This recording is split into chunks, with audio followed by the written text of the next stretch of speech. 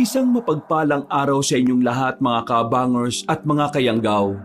Nais ko lang pong ibahagi ang nakakatawa ngunit nakakakilabot na karanasan naming magkakaibigan. Ito po ay nangyari sa probinsya ng Bacolod.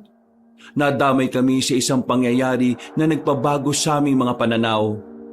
Inakala namin kabanong na hindi na kami makakabalik sa normal naming buhay. Inisip namin na baka doon na talaga kami mamamatay. Mga aswang ang dahilan kung bakit tila nasilip namin ang pintuan ng kabilang buhay.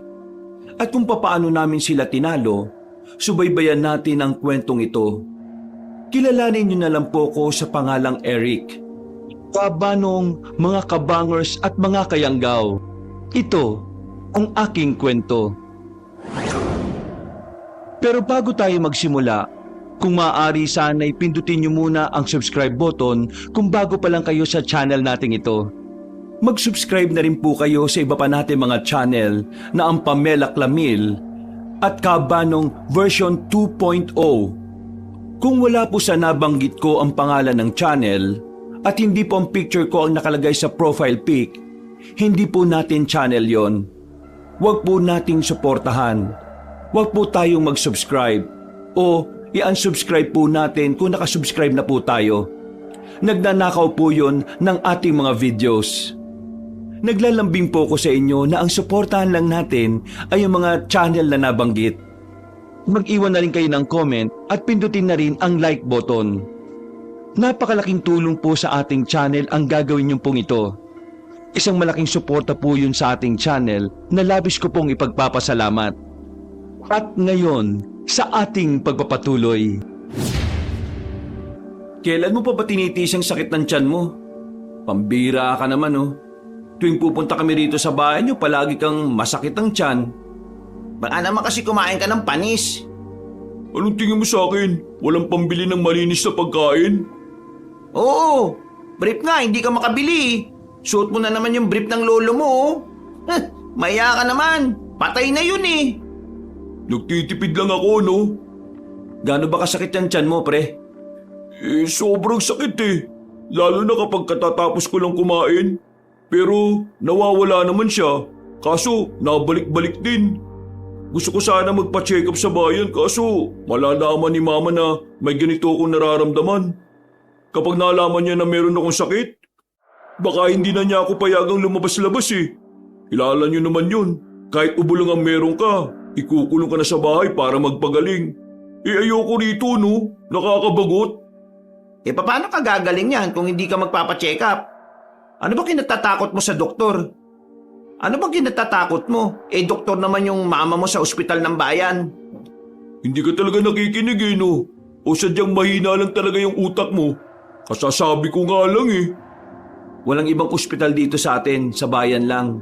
Kung gusto mo, bumiyahe ka ng mas malayo. Ang sakit na kasi nitong tiyan ko eh. Di pumunta ka na lang sa Maynila. Maraming ospital doon. Ang layo ng Maynila, no? Siraulo ka rin eh. Ayaw mo naman sa bayan eh. Ikaw yung siraulo. Sobrang sakit na nga kasi talaga. Meron akong alam na makakagamot sa'yo, pero hindi siya doktor. Ano yan? Mekaniko? Pakipaluwagan na nga rin tong tornilyo ko. Sumisikip na eh. Basta yung magagamot ako. Sino ba yan? Isang manggagamot sa lugar namin. Parang albularyo. Pumapasyal siya sa baryo namin para maghatid ng mga gamot sa mga tao. Libre lang minsan, pero meron siyang tinatawag na premium. Yun yung may bayad.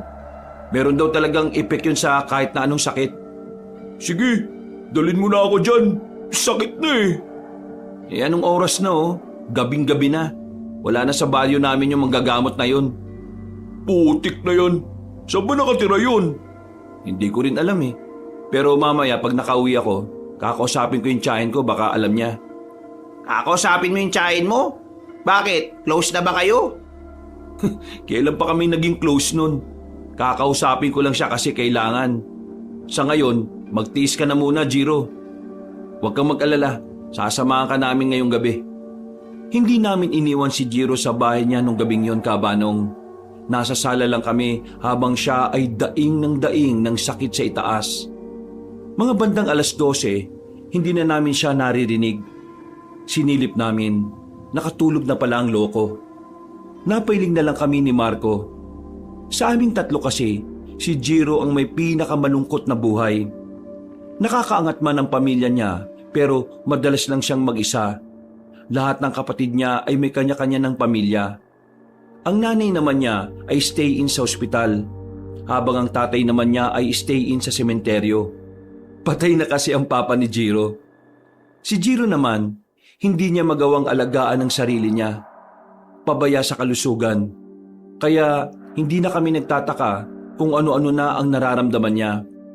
Sumapit ang kinaumagahan. Agad na namin siyang ginising. Sa mga sandaling yun, wala nang sakit ng kanyang tiyan. Pero nararamdaman pa rin daw niya ang hilab. Oh, kumusta ka na? Masakit pa ba? Eto, konti na lang. Hindi na kagaya ng kagabi. Sige na, maligo ka na. Pupunta na tayo sa amin.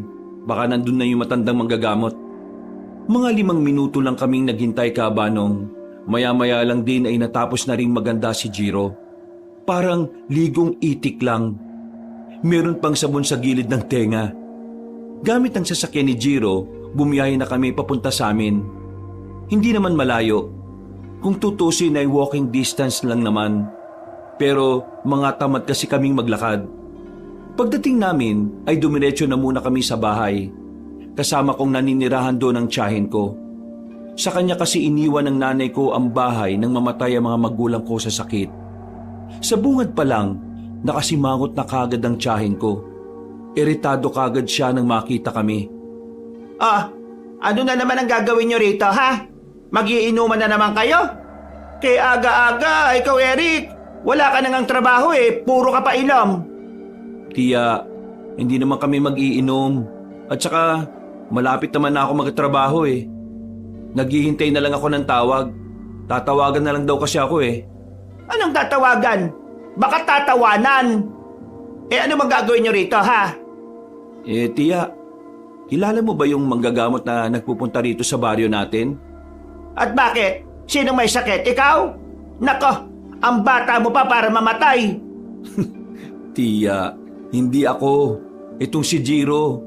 Masakit kasi ang tiyan niya, ilang araw na. Kung ganun dapat ngang magpagamot kayo sa kanya. Ang pangalan niya Kepwing. Dokling? Bingi ka ba? Ang layo ng Kepwing sa Dokling? Pasensya na po. Alam niyo po ba kung saan namin siya makikita? Kailangan ko na pong gumaling Napapabayaan ko na po kasi yung iniwang negosyo sa akin ng kapatid ko. Alam ko kung nasan siya. Pero sa isang kondisyon. Pambihira naman. Bakit may kondisyon pa? Hindi na libre ang mga impormasyon ngayon, no? Ano akala nyo sa akin? Basta-basta lang na tao? May direkta akong koneksyon sa kanya, no? Ano pong kondisyon?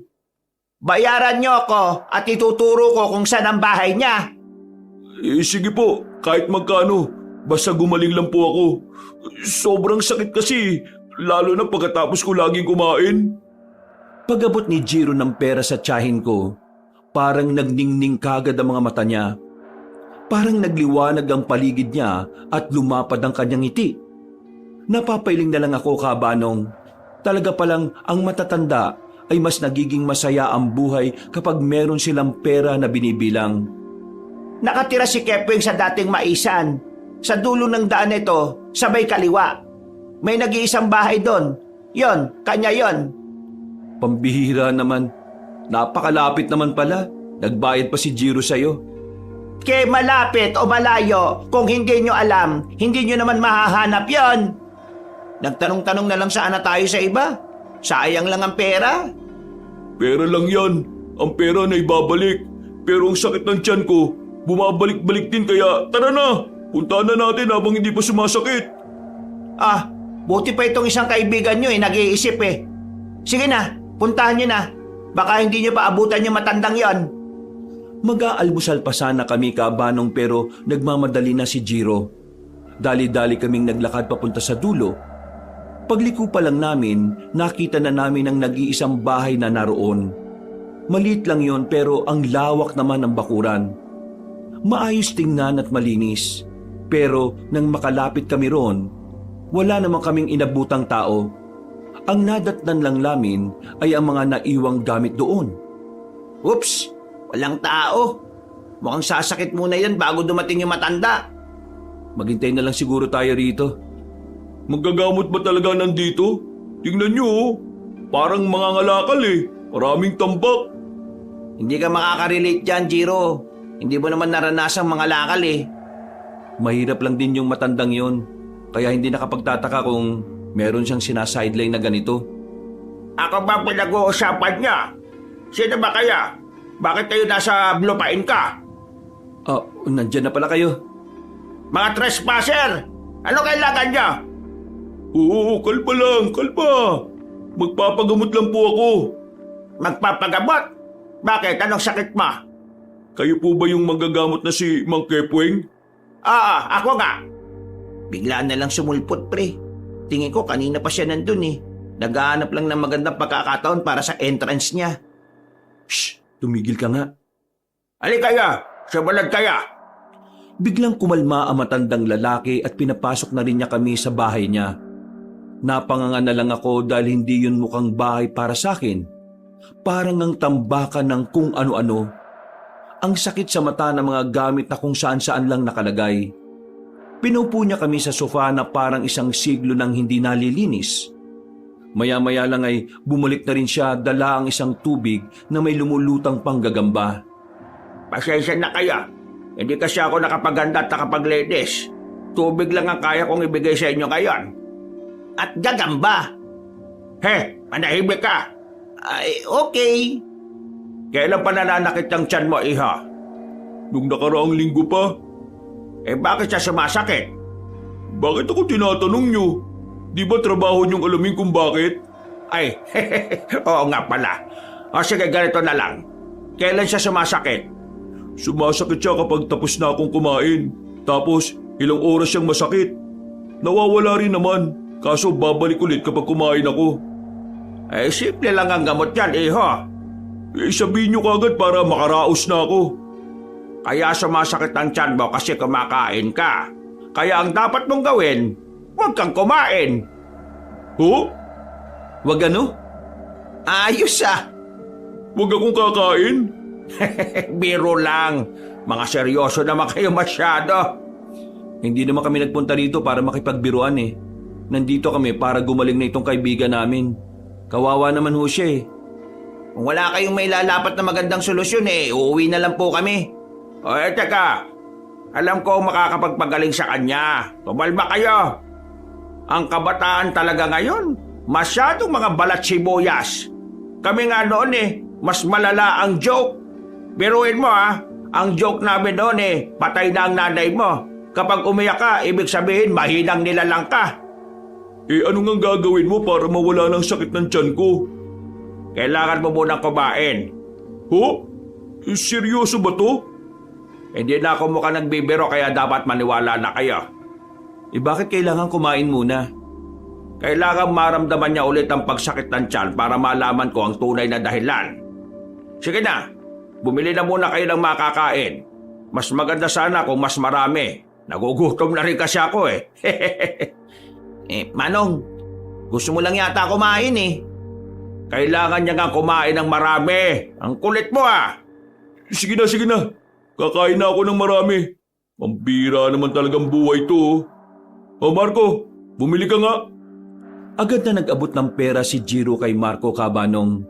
Madali namang umalis si Marco para bumili ng makakain. Pagbalik niya, ang dami na niyang daladalang pagkain. Sabay-sabay na kaming nag-almusal noon. Marami din ang nakain ni Jiro para siguradong maumpisahan na ang gagawin ng manggagamot. Kalahating oras matapos kaming kumain, umatake na ang sakit ng tiyan ni Jiro.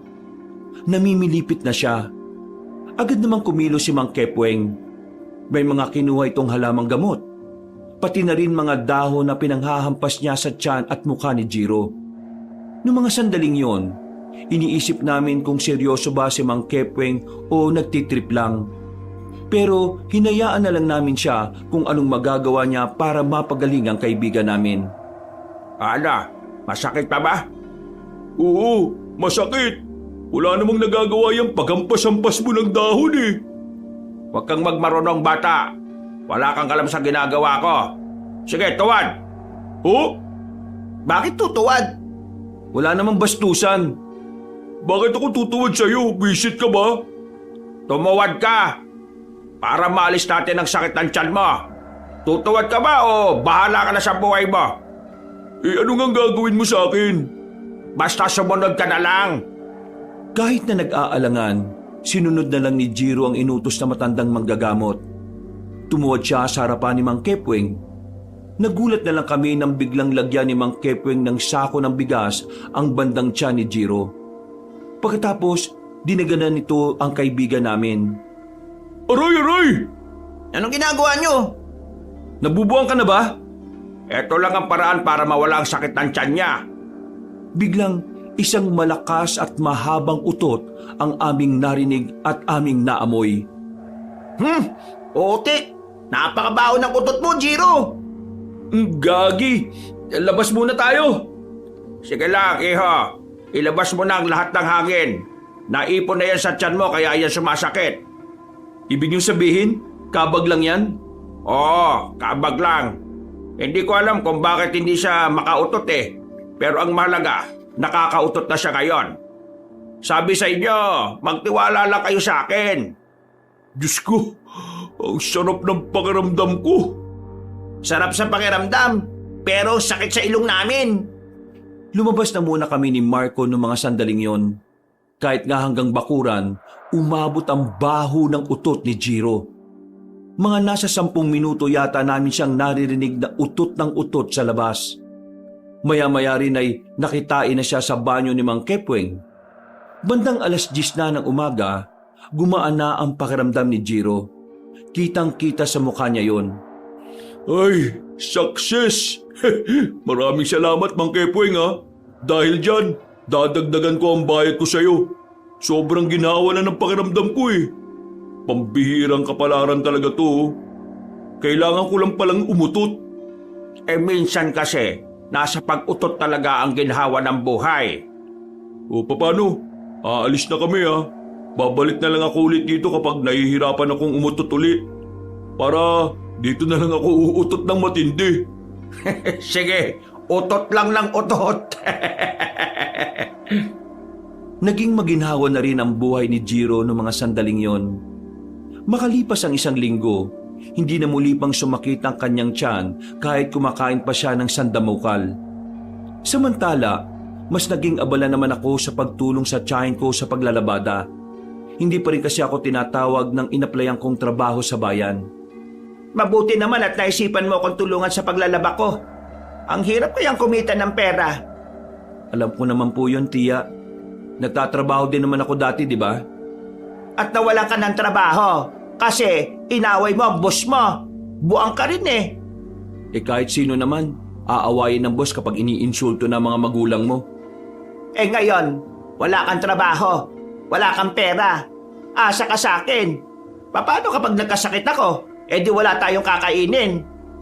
Hindi naman kayo magkakasakit eh. Masamang damo kayo eh. Ano ka mo? Ang sabi ko, hindi kayo magkakasakit kasi mabuti kayong tao. Ayusin mo lang yung sinasabi mo. Teka, maiba nga tayo, tiya. Di ba kakilala mo si Mang Kepweng? Manggagamot ba talaga yun? Napagaling na ang kaibigan mo tapos magdududa ka. Nakasinghot ka ba ng bulok na medyas? Wala kasi sa itsura niya ang manggagamot eh. Pero meron akong narinig. Narinig ko si Mang Kepweng na may kinakausap sa telepono. Nabanggit niya yung aswang. Ano pong meron sa aswang? Sa pagkakasabi kasi ni Mang Kepweng, parang nakalaban na niya yung aswang dati. Abay, ewan ko. Di tanungin mo siya. Naniniwala ba kayo sa aswang? Anong klaseng tanong yan? Sagutin niyo na lang para naman may napag-uusapan tayo. Palagi na lang kayong masungit sa akin eh. Ay, naka. Ang aswang, totoo yan. Nakakita na ako niyan nung kabataan ko. Pero matagal na yon. Mahirap nang sabihin sa iba na totoo yan, lalo na't hindi naman na sila nagpaparamdam. Ibig sabihin hanggang ngayon may aswang pa rin? Baka si Mang Kepweng maraming alam sa ganyan. Siya ang kausapin mo. Ay teka, bakit ka ba interesado sa aswang? Wala lang, tiya. Baka curious lang talaga ako kung anong itsura nila at kung ano ang kaya nilang gawin. Nako, nakakatakot ang mga yan. Nakakakilabot. Ang sabi ng matatanda nung araw ang mga aswang ay kagaya rin nating mga tao. Magagaling ding manlinlang. Ganun pala. Alam mo, sa halip na iniisip mo yung aswang, isipin mo na lang kung paano ka magkakaroon ng trabaho. Diyos ko, hirap na nga akong maglabada Mag-iisang buwan ka nang walang ambag dito. Magkakatrabaho din naman ulit ako, tiya. Kaunting tiis lang. Puro tiis. Tiis na lang ng tiis palagi sa buhay na ito. Tapusin mo na nga lang yung binabanlawan mo at nang maisampay na natin. Doon, sa bakuran ni Kumare. Doon natin isampayan. Tumango na lang ako sa kanya. Lumabas naman siya ng bakuran namin para humanap ng makakain. Napangiti na lang din ako, kabanong. Kahit na masungit si tiya sa akin palagi, hindi niya ako hinahayaang magutuman. Minsan, masama lang talaga ang ugali niya. Pero kahit na ganon, ramdam ko na pamangkin pa rin ang turing niya sa akin. Lumipas pa ang ilang araw, mas naging abala ko kahit papano sa buhay ko. Kung ano-ano na lang kasi ang pinapasok kong trabaho para lang kumita. Matapos ang halos 1 linggong pagbabanat, nahirapan na naman akong makahanap ng mapapasukan. Kaya wala akong nagawa kundi tumengga na naman sa bahay. Benaya! Benaya! Pambihira ka naman. Bakit ba sigaw ka ng sigaw? Anong oras na may natutulog na. Mang Kepweng, close ba kayong dalawa nitong tiyahin ko? Close? Baka hindi mo alam. Close na close. Kababata ko yan Kababata mo pala to, tiya. Bakit hindi mo sinabi? Bakit ka naman sasabihin? May mapapala ka ba? Kepweng, ano ba kailangan mo ha? Magpapahinga na ako Huwag ka munang magpahinga. Marami ka pang misyon sa mundo. Siya nga pala, pwede ba ako makautang ng 300 muna sa'yo? Diyos ko, yang ka na naman Kailan ka ba makakabayad? Alam mo naman na wala rin naman akong sobrang pera. Ang pera ko dyan, panggastos lang namin. Alam mo namang walang trabaho tong pamangkin ko kaya ako ang kumakayod. Ano ka ba naman? Babalik ko naman Bukas na bukas din kagad. Kailangan ko lang talaga mabayaran si Paring Toreng. Ang kulit Nagpunta na naman sa bahay, may dalang itak. Yan kasi. Uutang ka na lang sa mga taong siraulo pa. Kaya nga ako umuutang sa'yo kasi hindi ka siraulo. Hey, wisit ka talaga. Eric, kunin mo nga yung pera sa ilalim ng unan. Agad akong pumunta sa kwarto ng tiyahin ko, kabanong. Mula roon, narinig ko kung ano ang kanilang pinag-uusapan. Ano ba kasing balita doon sa mga aswang na sinasabi mong maibebenta na sa mga incheck? Yun na nga ang problema Naibenta na pero hindi naman ako nahatian ng kita ng mga kapwa ko manggagamot. Mga siraulo yung sila Pedring Sinolo yung pera.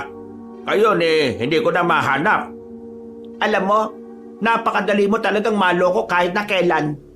Kailan ka ba matututo? Ang hirap-hirap mahuli ng aswang na yun Sa kapis nyo pa kinuha, pero wala ka rin naman palang napala. Ay nako, nangyari na ang nangyari. Hindi na may babalik. Kapag nakita ko naman si Pedring saasapakin ko naman siya sa mukha ng malakas. Baka sakaling magising yung siraulong yon. Dahil sa mga narinig kong yon, parang mas lalo akong naging interesado sa mga aswang. Namanga kasi ako sa ideyang nakahuli sila ng aswang at nagawa pa talaga nilang ibenta. Akala ko kasi dati, kinatatakutan ng mga tao ang mga nilalang na yon. Hindi ko kayang sarilihin ang mga narinig ko. Kaya nang magpunta ako sa bahay ni Jiro, hindi na ako nagdalawang isip na ikwento sa kanila. Ha? Seryoso ka ba? Ang pagkakaalala ko lang sa sinasabi mo, manggagamot lang si Mang Kepweng. Yun nga rin ang alam ko pero narinig ko talaga. Tapos itong tiyahin ko, alam yung tungkol sa bagay na yun. Alam mo, may kutob ako. Kutob na alin? Yang tiyahin mo at si Mang Kepweng may something. Para ka siraulo. Matatanda na sila, pinag-iisipan mo pa ng kung ano-ano. Age is just a number, no? Ikaw talaga, gawa-gawa ka talaga palagi ng issue. Hindi ko maiwasang hindi ma-curious eh. Dapat alamin mo kung involved ang tiyahin mo. Kasi kung involved ang tiyahin mo, problema yan. Kakaiba ko man ang mga aswang kapag gumanti. Nabasa ko lang naman sa mga lumang article. May mga aswang talaga na hindi natatakot sa mga tao. Paano ko malalaman? Palagi namang galit sa akin yung tiyahin ko kapag kinakausap ko. Ang mabuti pa, si Mang Kepwing na lang ang kausapin mo. Napailing na lang ako, Kabanong. Alam ko kasi na magsasayang lang ako ng oras kapag ginawa ko yon. Alam ko naman kasing malabong kausap si Mang Kepweng. Kung ano-ano ang sinasabi. At baka mamaya, uutangan din ako kahit na alam naman niyang wala akong trabaho. Makalipas pa ang ilang araw, mas napapadalas na ang pag-uusap ni Mang Kepweng at ng tiyahin ko. Nakakapagtaka kasi dati-rati naman ay hindi nagpupunta ang matandang manggagamot na yon sa bahay namin. Nakakapag-usap lang sila kapag nagkakasalubong sila sa daan. Sa mga nakalipas na araw, mas lalo ring lumala ang pagiging curious ko sa mga aswang dahil lagi kong naririnig kay Tia at kay Mang Kepweng. Gumawa na rin ako ng sarili kong pagsasaliksik. Pumupunta pa ako sa bayan para lang makapagbasa-basa ng mga libro na patungkol sa mga aswang. Kahit na papaano, nagkakaroon naman ako ng kaalaman. Pero hindi pa rin ako makontento. Parang gusto ko mismo na manggaling mismo ang mga impormasyon sa mga taong inaasahan ko. At ang taong yon ay walang iba kundi si Mang Kepweng. Eric, bakit nandito ka? May pinapakuha ba ang tiyahin mo? Nagbayad na ako sa kanya nung nakaraan na. Hindi naman po yun ang pinunta ko. Ano? Gusto mo ba ng suntukan? Pwede mo ba akong papasukin? Oo naman. Joke lang yung suntukan ha. Baka maniwala ka mapilayan ka pa. Natatawa na lang ako sa mga sinasabi ni Mang Kepweng, Kabanong. Pagpasok ko sa bahay nila, napansin ko na malinis na sa loob ng bahay niya. Wala na ang mga nakakalat na gamit. Maaliwalas na talaga. Mabango pa. Napangiti na lang ako. Tinapik niya ako sa balikat nang mapansin niyang napansin ko ang bahay niya. Naglilinis na talaga ako. Kasi napansin ko, mula nang kumalat dito sa bahay ko hindi na nagpupunta ang tiyahin mo Mang Kepweng, eto tanong lang naman Huwag mo po sana akong pag-iisipan na masama. Ano bang itatanong mo? Huwag lang mahirap ha. Kapag wala akong maisagot nanununtok ako Hindi, biro lang uli. Ay nako, mapagbiro pala talaga kayo no? Pero gusto ko lang po kasing malaman, ano ba talagang ugnayan nyo ng tiyahin ko? Parang kailan lang nalaman ko na malapit pala kayo sa isa't isa. Bakit hindi ko yun napansin dati? Hindi ko nga alam na taga rito ka rin sa baryo Akala ko dumadalaw-dalaw ka lang. Alam ko na darating ang araw na itatanong mo rin yan. Kaya naihanda ko ng isasagot ko dyan. Sa totoo lang, wala namang namamagitan sa amin ang tiyahin mo. Pero totoong magkababata kami. Sa katunayan, naging kaibigan ko nga rin ang kapatid niya, yung tatay mo. Yun lang, magkababata at magkaibigan lang kami. Sige, naintindihan ko na. Ganun pala talaga kalalim ang samahan ninyo. Kaya pala, pati yung tungkol sa aswang alam din ni Tia. Aswang? Bakit naman niya malalaman? Ang lakas niyong mag-usap palagi Kaya palagi ko ring naririnig. Hindi ka makakapagkaila sa akin, Mang Kepweng. Narinig ko rin na meron kayong nahuling aswang na ibebenta sa mga incheck. Ang kaso, di ka naman napartihan nila Mang Pedring. Sabihin mo nga sa akin, Mang Kepweng, trabaho mo rin bang manghuli ng aswang? May kinalaman ba ang tiyahin ko sa trabahong yon?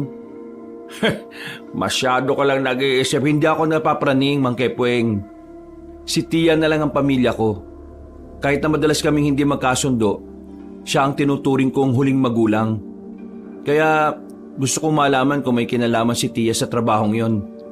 Kasi nag-aalala ako para sa kaligtasan niya. Bumuntong hininga si Mang Kepweng. Baka sa mukha niya ang pagkabahala. Yun ang unang pagkakataon na nakita ko siyang ganon. Kung sasabihin niyo sa akin, kayo na ang idol ko. Ha? Talaga? Oo naman. Mataas ang paghanga ko sa mga taong nagsasabi ng totoo. Eh, alam ko namang inuuto mo lang ako. Pero sige, sasabihin ko na sa'yo. Pero wag mo nang sabihin sa tiyahin mo na sinabi ko sa'yo, ha? Totoo na ang isa sa mga trabaho ko mula noon hanggang ngayon ay ang manugis ng aswang. Malaki kasi ang bayad doon.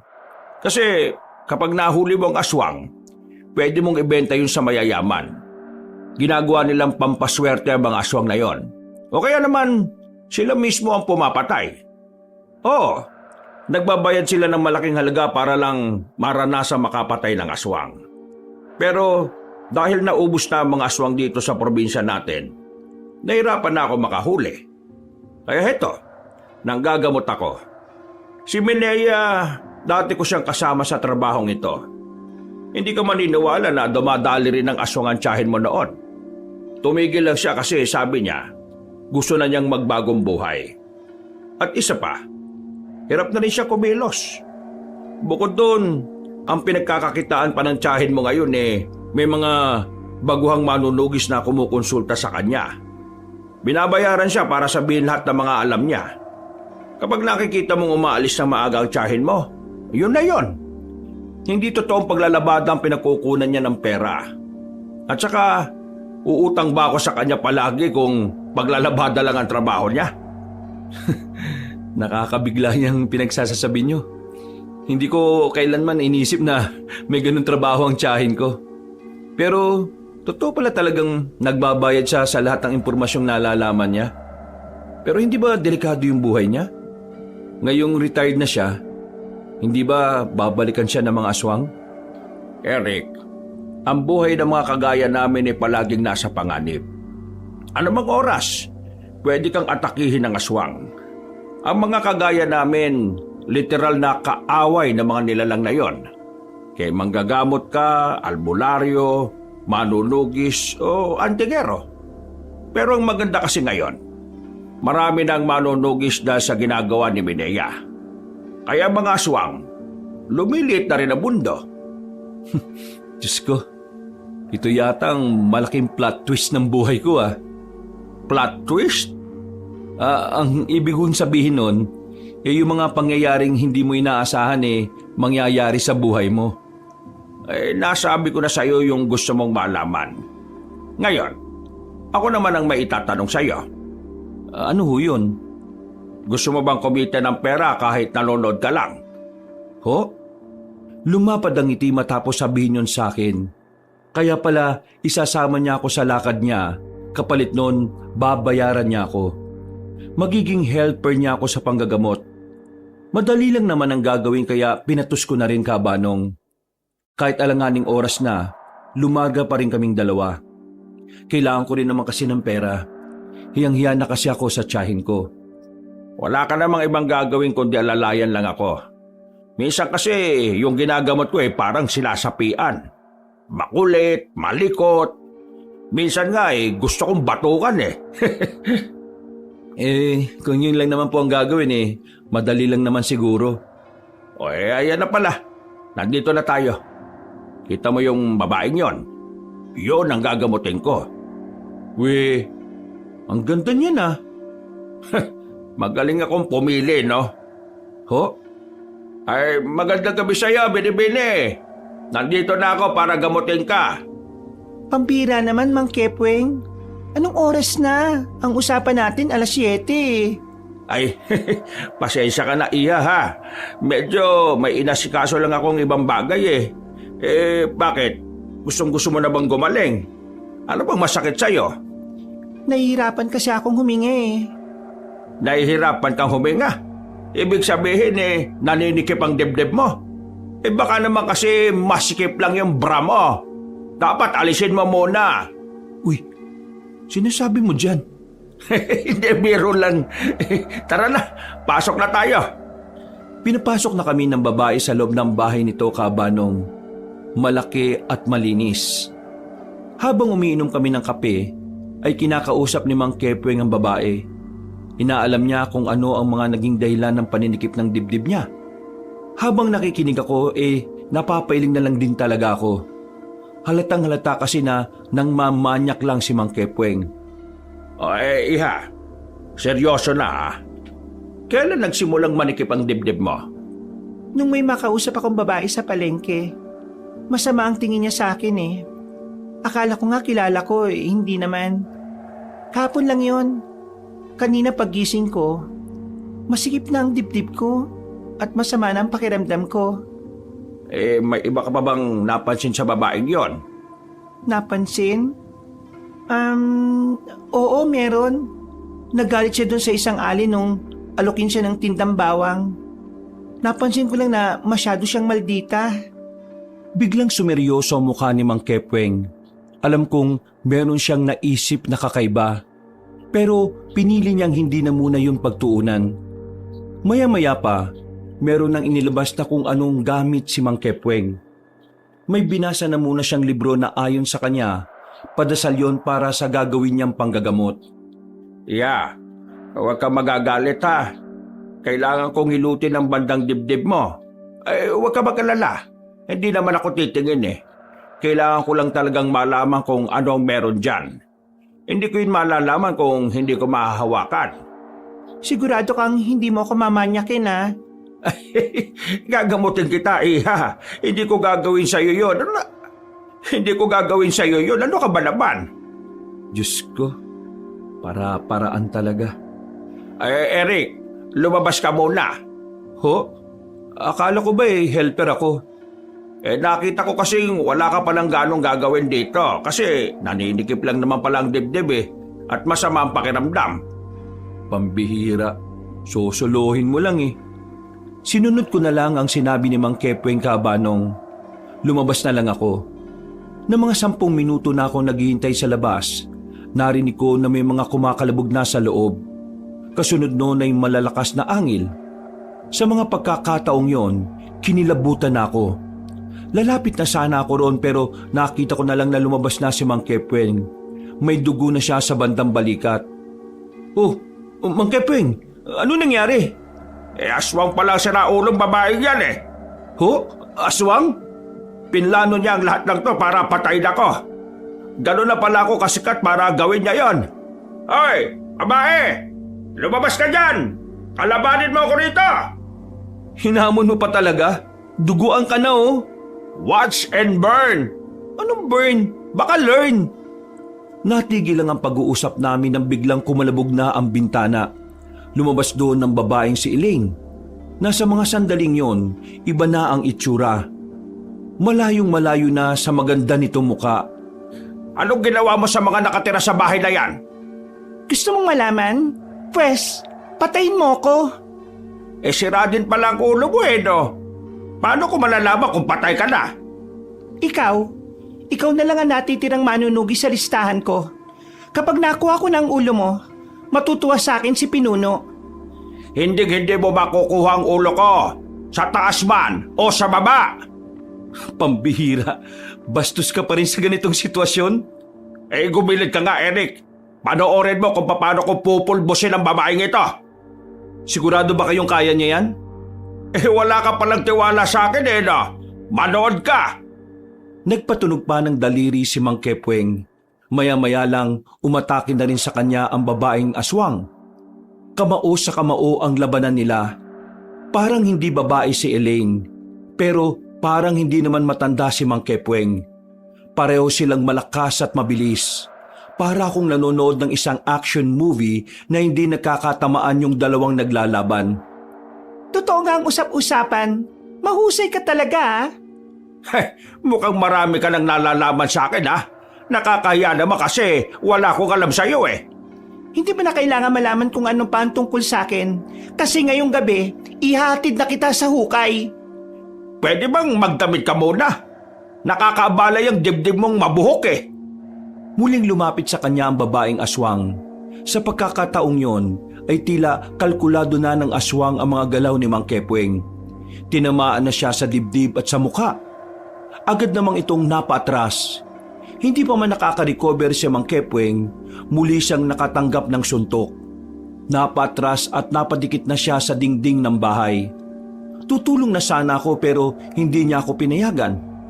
Manood ka lang dyan, Eric. Nagsisimula pa lang naman ang laban eh. Nagsisimula pa ba yan? O nagsisimula ka ng matalo? Hindi pa ako seryoso.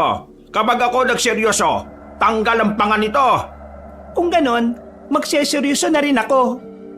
Umangil na naman ang babaeng aswang. Bigla na lang humaba ang mga kuko nito.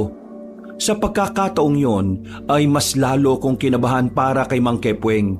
Nababahala ko sa posibilidad na baka madali siya ng mahahabang kuko na yon. Humanda ka, matanda ka. Sige, lapit! Gumapang ang babaeng aswang papunta sa kanya. Nanlalaki ang mga mata ko dahil lang nasa utak ko katapusan na ng matandang yon. Pero nagulat na lang ako sa nangyari. Nakailag si Mang Kepweng. Nagawa niyang suntukin ng malakas sa panga ang babae. Sa ginawa niyang yon ay nakaramdam ng pagkahilo si Elaine. Dumistansya ito habang nakahawak sa ulo. Bakit? Nakita mo na ba mga bituin na umiikot sa ulo mo? Huwag ka mag-alala. Sa susunod kong suntok, buwan naman ang iikot sa ulo mong babae ka. Sasapakin pa sana ulit ni Mang Kepweng ang babae pero bigla na lang itong tumalon papunta sa bubungan. Hindi ba tayo tapos, tanda? Babalikan kita. Narinig ko na yung linyahan na yan. Pero sa susunod natin pagkikita baka mauna ka na sa impyerno. Pag-alis ng aswang ay kagad ko na ring nilapitan si Mang Kepweng.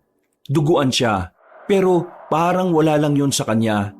Ni hindi ko man lang nakitang ininda niya ang sakit. Sigurado ka bang ayos ka lang talaga? Ay oo naman, ayos lang ako. Malayo naman ito sa utak Tulungan mo na lang ako maglakad papunta sa inyo. Ho? Bakit sa amin? Ang tiyahin mo ang gagamot sa akin. Hindi ko kayang gamutin ang sarili ko. Oo, sige na nga. Para mas mabilis kaming makabalik sa bahay, binuhat ko na siya. Pagdating namin, nadatnan namin si Tia na nasa bakuran habang naglalaga ng kamoting kahoy. Napatayo siya nang makitang duguan si Mang Kepweng. Anak ng 77 puting tupa, Anong nangyari sa siraulong yan? Nakalaban niya yung aswang Ayun, nadali siya. Pero nasapak naman niya sa panga yung babaeng aswang. Tumakas. Yung gagamutin ko sana ngayong gabi, aswang pala. Hindi ko naramdaman. Hindi ko man lang nahalata Paano niyo mahahalata wala ka namang ibang inatupag kundi ang manyakin ng babae. Walang yaka pala talaga Anong ginagawa niyan dito? Itakbo mo na yan sa pinakamalayong ospital. Hoy, Pinea, sige na, gamutin mo na ako. Huwag ka na mag-alinlangan, Tia. Alam ko na ang lahat ng itinatago mo. Alam kong dati ka manunugis. Ha? Paano mo naman nalaman? Pwede bang gamutin mo muna ako at mamaya na kayo mag-usap? Kasi nararamdaman ko na yung hapdi Baka pwede naman. Ay siya, sige na. Ipasok mo na yung matandang yan. Humanda ka sa akin mamaya, Kepweng ka. Hiniga ko na si Mang Kepweng sa papagkabanong. Agad namang siyang inasikaso ng tiyahin ko. Habang ginagbot siya ni Tia, ay lumabas na muna ako at tumambay sa bakuran. Natulala na lang ako noon, kabanong. Hindi ko kasi talaga inakala na mararanasan ko ang lahat ng yon. Nawiwindang ako sa lahat ng mga nalalaman ko. Lalong-lalo na ang tungkol sa tiyahin ko. Na inakala ko noon ay pangkaraniwang tao lang talaga. Pero may kakaiba rin pala itong nililihim. Dakong 2:00 na madaling araw, natapos na rin si Tia sa paglilinis ng sugat ni Mang Kepweng. Lumabas siya habang dala ang isang tasa ng kape. Inabot niya sa akin yon. Medyo nanibago ako kasi hindi naman siya ganun sa akin sa araw-araw naming magkasama sa bahay. Kumusta na po si Mang Kepweng? Ayun, maayos na kalagayan niya. Sayang at hindi natuluyan Buti naman at mabuti na lagay niya.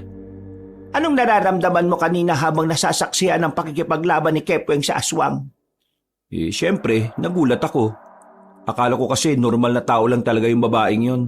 Pero isa palang aswang. Pero mas nagulat ako nang makita ko kung paano makipaglaban si Mang Kepweng. Parang hindi siya matanda Ang lakas ng suntok. Hilong-hilo yung babaeng aswang eh. Nasabi sa akin ni Kepweng na alam mo na ang nakaraan ko. Wag ko kayo mag-alala, tiya. Wala naman akong pagsasabihan nun eh. Wala naman akong pakialam kung sino ang gusto mong pagsabihan. Ang dahilan kung bakit ayaw kong malaman mo ay dahil ayaw kong madamay ka sa maaaring panganib na nakadikit sa akin.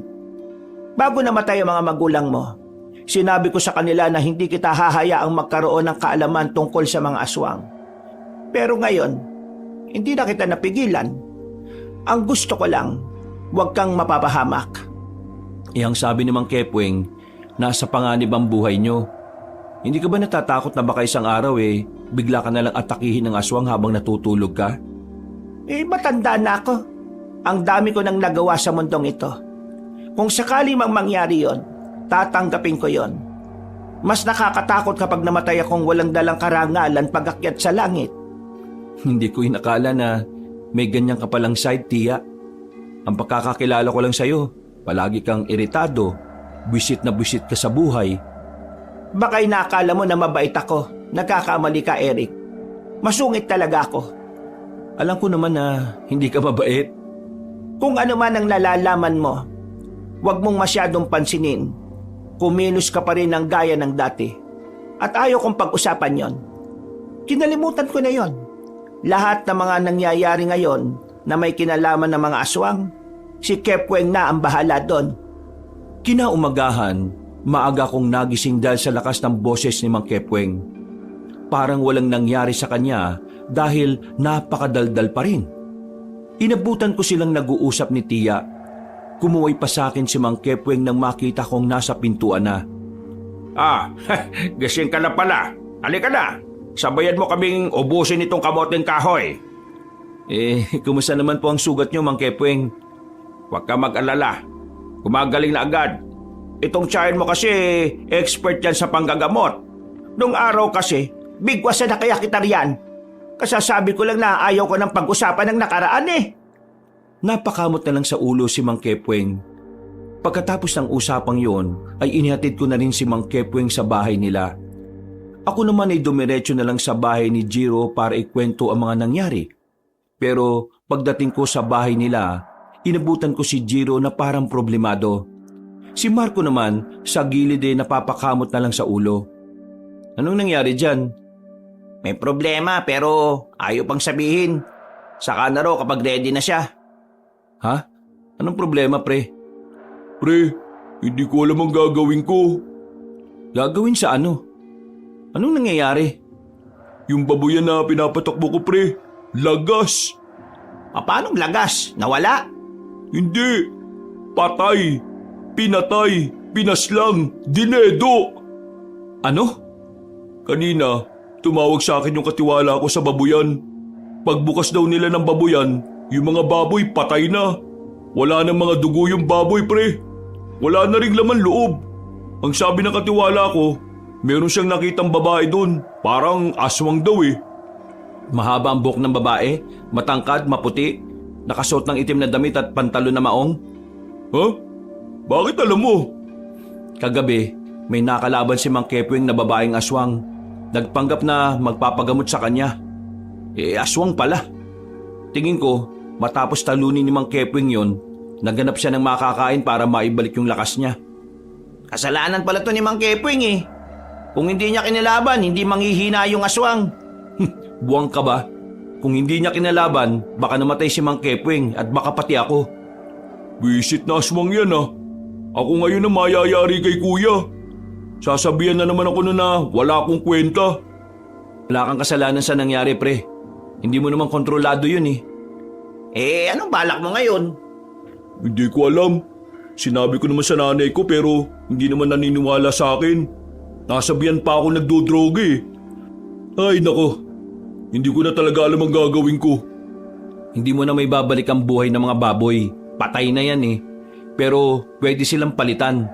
Ang gawin mo, lahat ng ipon mo, ipambili mo na lang ng bagong baboy. Hindi muna ako bibili ng baboy hanggat may aswang pa. Papatayin lang ng aswang yun Kaya mabuti pa, papatayin ko muna yung aswang na yan. Eric, sabihin mo nga dyan kay Mang Kepweng, turuan niya ako kung paano makakapatay ng aswang. Ha? Sigurado ka ba? Makapatay nga ng lamok, hindi mo magawa eh. Baboy pa kaya? Ikaw na lang kaya patayin ko para magawa ko ng maayos. Puro ka kontra eh. Dahil sa nangyari sa baboyan nila Jiro, parang nabuhay sa katauhan niya ang katapangan ng isang nais makaganti. Hindi ko na siya nagawang pigilan. Nagpasama na siya sa akin para kumonsulta kay Mang Kepweng. At dahil kaibigan namin siya, hindi kami pumayag na mag-isa niyang haharapin ang laban niya. Baka akala nyo ganun lang kadaling kumalaban ng mga aswang ha? Dito away bata na kahit anong oras pwede kang gumante. Bakit ba kayo tumatawa? Ano bang nakakatawa? Namatayan na nga ako ng maraming baboy eh. Pinagtatawanan niyo pa ako. Kasi mababaw lang ang dahilan ko. Ano ba dapat ang dahilan para maging karapat-dapat kumalaban sa mga aswang? Nako, seryoso yan ha. Di yan dapat binibiro, Mang Kepweng. Hindi ko naman minamalit ang nangyari sa'yo. Ang akin lang naman, para umubra ka sa mga aswang, kailangan mo ng maraming karanasan. Kayo, bigla-bigla lang kayong nagdesisyon. Halatang nagmamadali kang makaganti. Hindi ganun naglalaro ang buhay ng isang manunugis, iho. Ano nga ang kailangan gawin para maging isang ganap na kagaya niyo? Hindi maging kagaya ko. Wala kasi akong katulad eh. Nag-iisa lang ako. Ang magandang sabihin, maging isang ganap na manunugis. Para maging ganun ka, kailangan mo ng pagsasanay. Pagsasanay? Anong klase pagsasanay ba yan? Isang matinding pagsasanay. Nagkatinginan kaming tatlo, Kabanong. Nagkasundo na kami ni Jiro at buo na rin ang loob namin. Habang si Marco naman ay halatang napilitan na lang. Kinabukasan, sinimulan agad namin ang pagsasanay na sinasabi ni Mang Kepweng. Walang kaalam-alam si Tia roon. Wala rin akong balak na ipaalam dahil alam kong hindi naman siya papayag. Ang unang linggo ng pagsasanay namin ay inilaan lang sa pagpapalakas ng katawan at resistensya. Kahit na papaano ay may maganda namang nangyayari. Sa pangalawang yugto ng pagsasanay namin, tinuruan na kaming humawak ng sandata. Medyo nahirapan kami sa parting yon. Kaya inabot na kami ng 2 linggo hindi pa rin namin makuha ng tama. Kaya niyo pa ba? 14 na araw na tayo sa pagsasanay ng sandata ha? Hirap na hirap pa rin kayong tatlo. Kaya nga nagsasanay para masanay. Hindi kami susuko hanggat hindi namin nagagawa ng tama. Alam nyo kasi, hindi dapat nasasayang ang araw natin. Itong tinuturo ko sa inyo, dapat nakukuha nyo na ito ng 5 araw lang. Kasi habang nasasayang ang araw natin, yung pumatay sa mga baboy mo iho, malakas na ulit ngayon. Turuan niyo pa kami. Makukuha rin namin yan. At saka, bakit ba kayo naangal? Nagbabayad naman si Jiro sa inyo Kung sa bagay, di tara, tuloy ang pagsasanay. Naalarma kami nang marinig namin ang mga kaluskus na yon. Unang pumasok sa utak namin ay baka may mga aswang na sa paligid. Sumenya si Mang Kepweng para maghanda kami. Akala ko noon magagamit na namin ang mga itinuro ni Mang Kepweng. Pero hindi pa pala. Isang matandang lalaki ang bigla na lang lumabas sa halamanan. Tulungan niyo ako, pakiusap. Nawindang kami na mapag-alamang sugatan na matandang yon. Sobrang dami niyang hiwa sa katawan. Malalalim. Umaagos din ang dugo niya at nakikita naming parang nahihirapan na siya. Ano nangyari sa'yo? Yung mga rebelde. Ay, tulungan niyo ako. Ihiga natin siya na maayos. Dalhin kaya natin siya sa ospital? Wag, ayoko. Bigyan niyo lang ako ng... Lalabas pa tayo ng gubat. Sobrang layo pa ng ospital. Meron ako ipapainom sa kanya para hindi niya maramdaman ng sakit. Ako bahala. Tatahiin ko yung sugat niya at magbubudbud ng pampahinto ng pagdurugo. Sigurado ka bang kaya mo siyang gamutin? Ang lala ng sugat niya, no? Titignan ko kung anong magagawa ko. Basta, mapabagal lang natin ang pagdurugo kakayanin niyang makasalba. Kung mauna na tayo, Marco. Para habang ginagamot ni Mang Kepweng, hahanap na tayo ng sasakyan. Sakaling hindi mo bratong gagawin niya. Magbabakasakali tayong itakbo na siya kung saan siya pwede na mas malapit na ospital. O di, sige. Bilisan niyo lang 2. Agad-agad na umalis ang dalawang kaibigan ko. Naiwan kami ni Mang Kepweng kasamang matandang hirap na dahil sa mga sugat niya. Hindi na siya nakapagsasalita. Kaya noong mga sandaling yon, wala nang sinayang na sandali si Mang Kepweng. Kinuha na niya ang likido na nakalagay sa maliit na garapon. Kulay pulayo na medyo malapot. Agad niya yung pinainom. Ang sabi ni Mang Kepweng, pampamanhid daw yon ng katawan. Pagkatapos noon, meron naman siyang ibinudbud sa mga sugat na matanda. Halos mamilipit sa sakit ang matandang lalaki. Sobrang hapdi. Kailangan ko ng tahiin habang bumabagal pa ang pagdurugo. Kaso ang dilim hindi ko makita. Nasaan ba yung dala nating flashlight?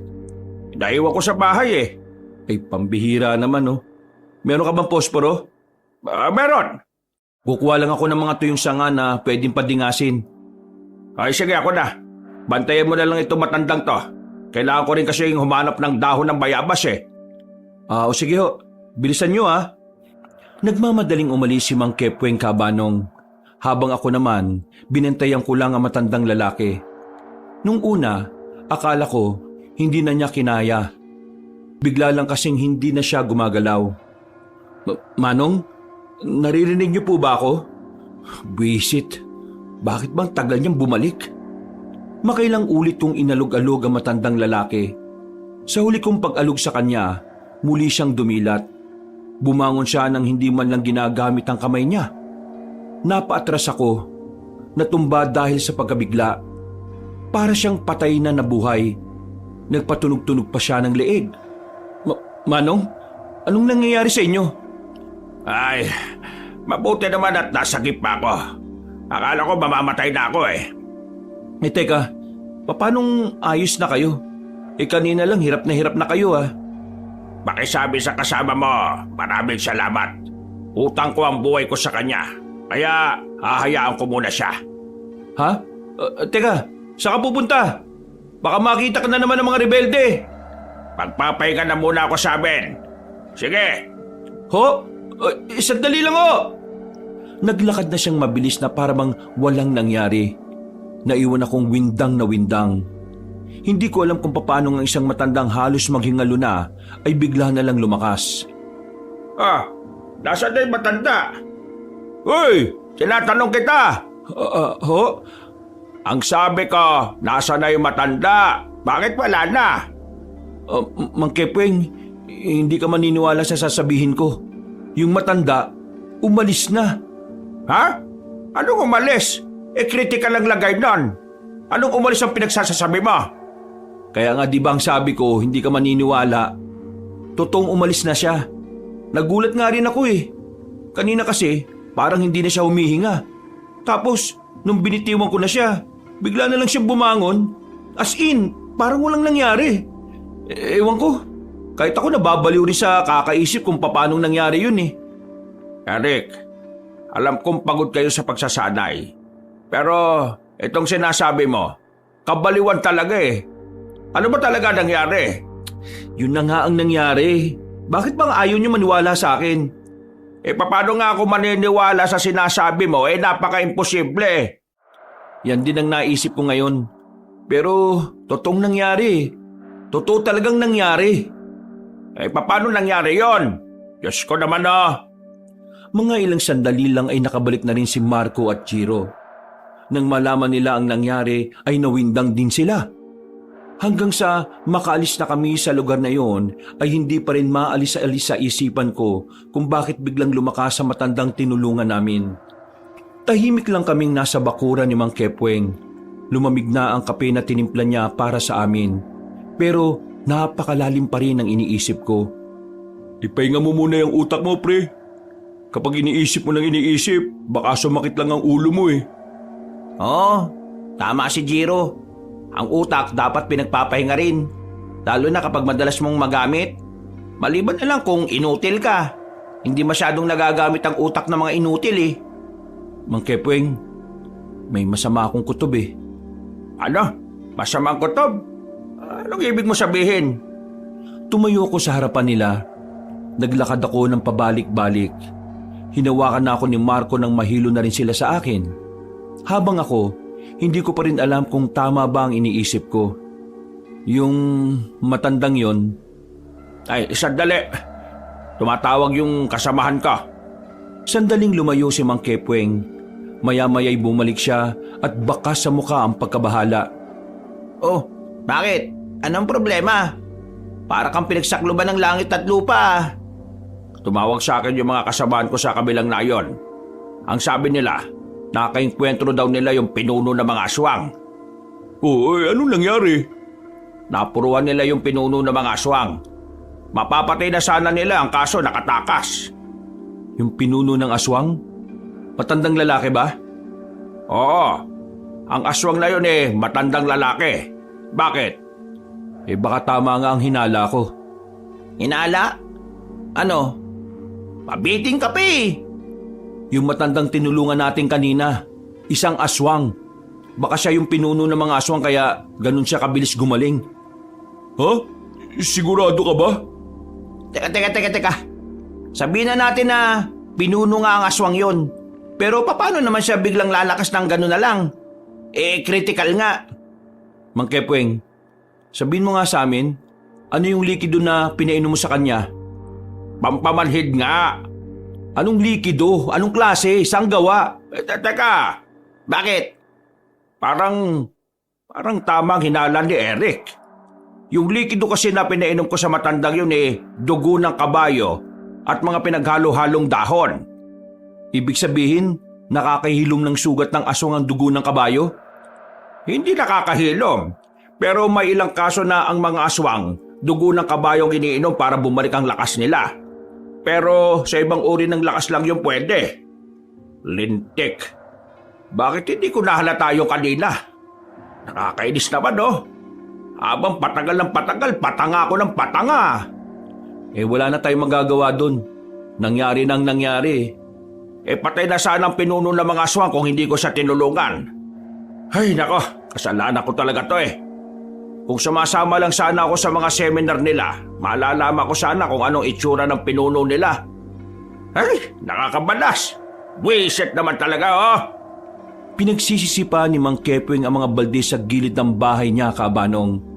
Sinisisi niya ang sarili niya dahil sa mga nangyari. Nilapitan ko na lang siya at pinakalma. Hindi ka naman namin masisisi. Walang sumisisi sa'yo. Alam namin na ginawa mo lang yon dahil na naigang pagiging matulungin mo. Alam naman namin na kung alam mo lang na aswang yon, hindi mo naman hahayaang makatakas yun Tama. Ang malaga ngayon, alam na natin kung sino ang pinuno ng mga aswang. Nakakasiguro ako na magagawa mo siyang talunin. Ikaw pa ba, Mang Kepweng? Hindi.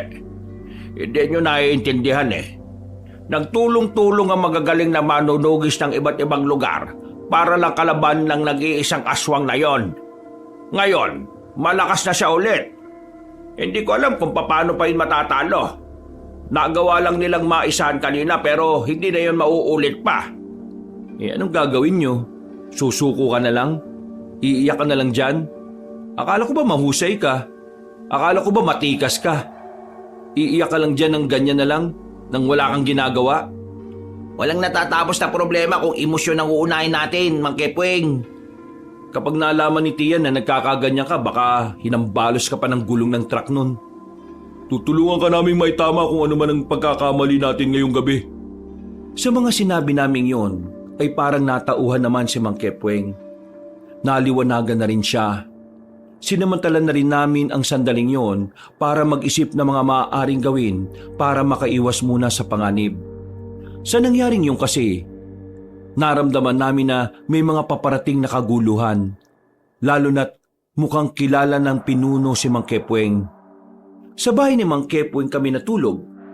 Kinabukasan, nagtataka kami kung bakit ang daming taong sumisigaw sa harapan ng bahay niya. Pagsilip ko sa bintana, may mga residente doon na pilit siyang pinapalabas.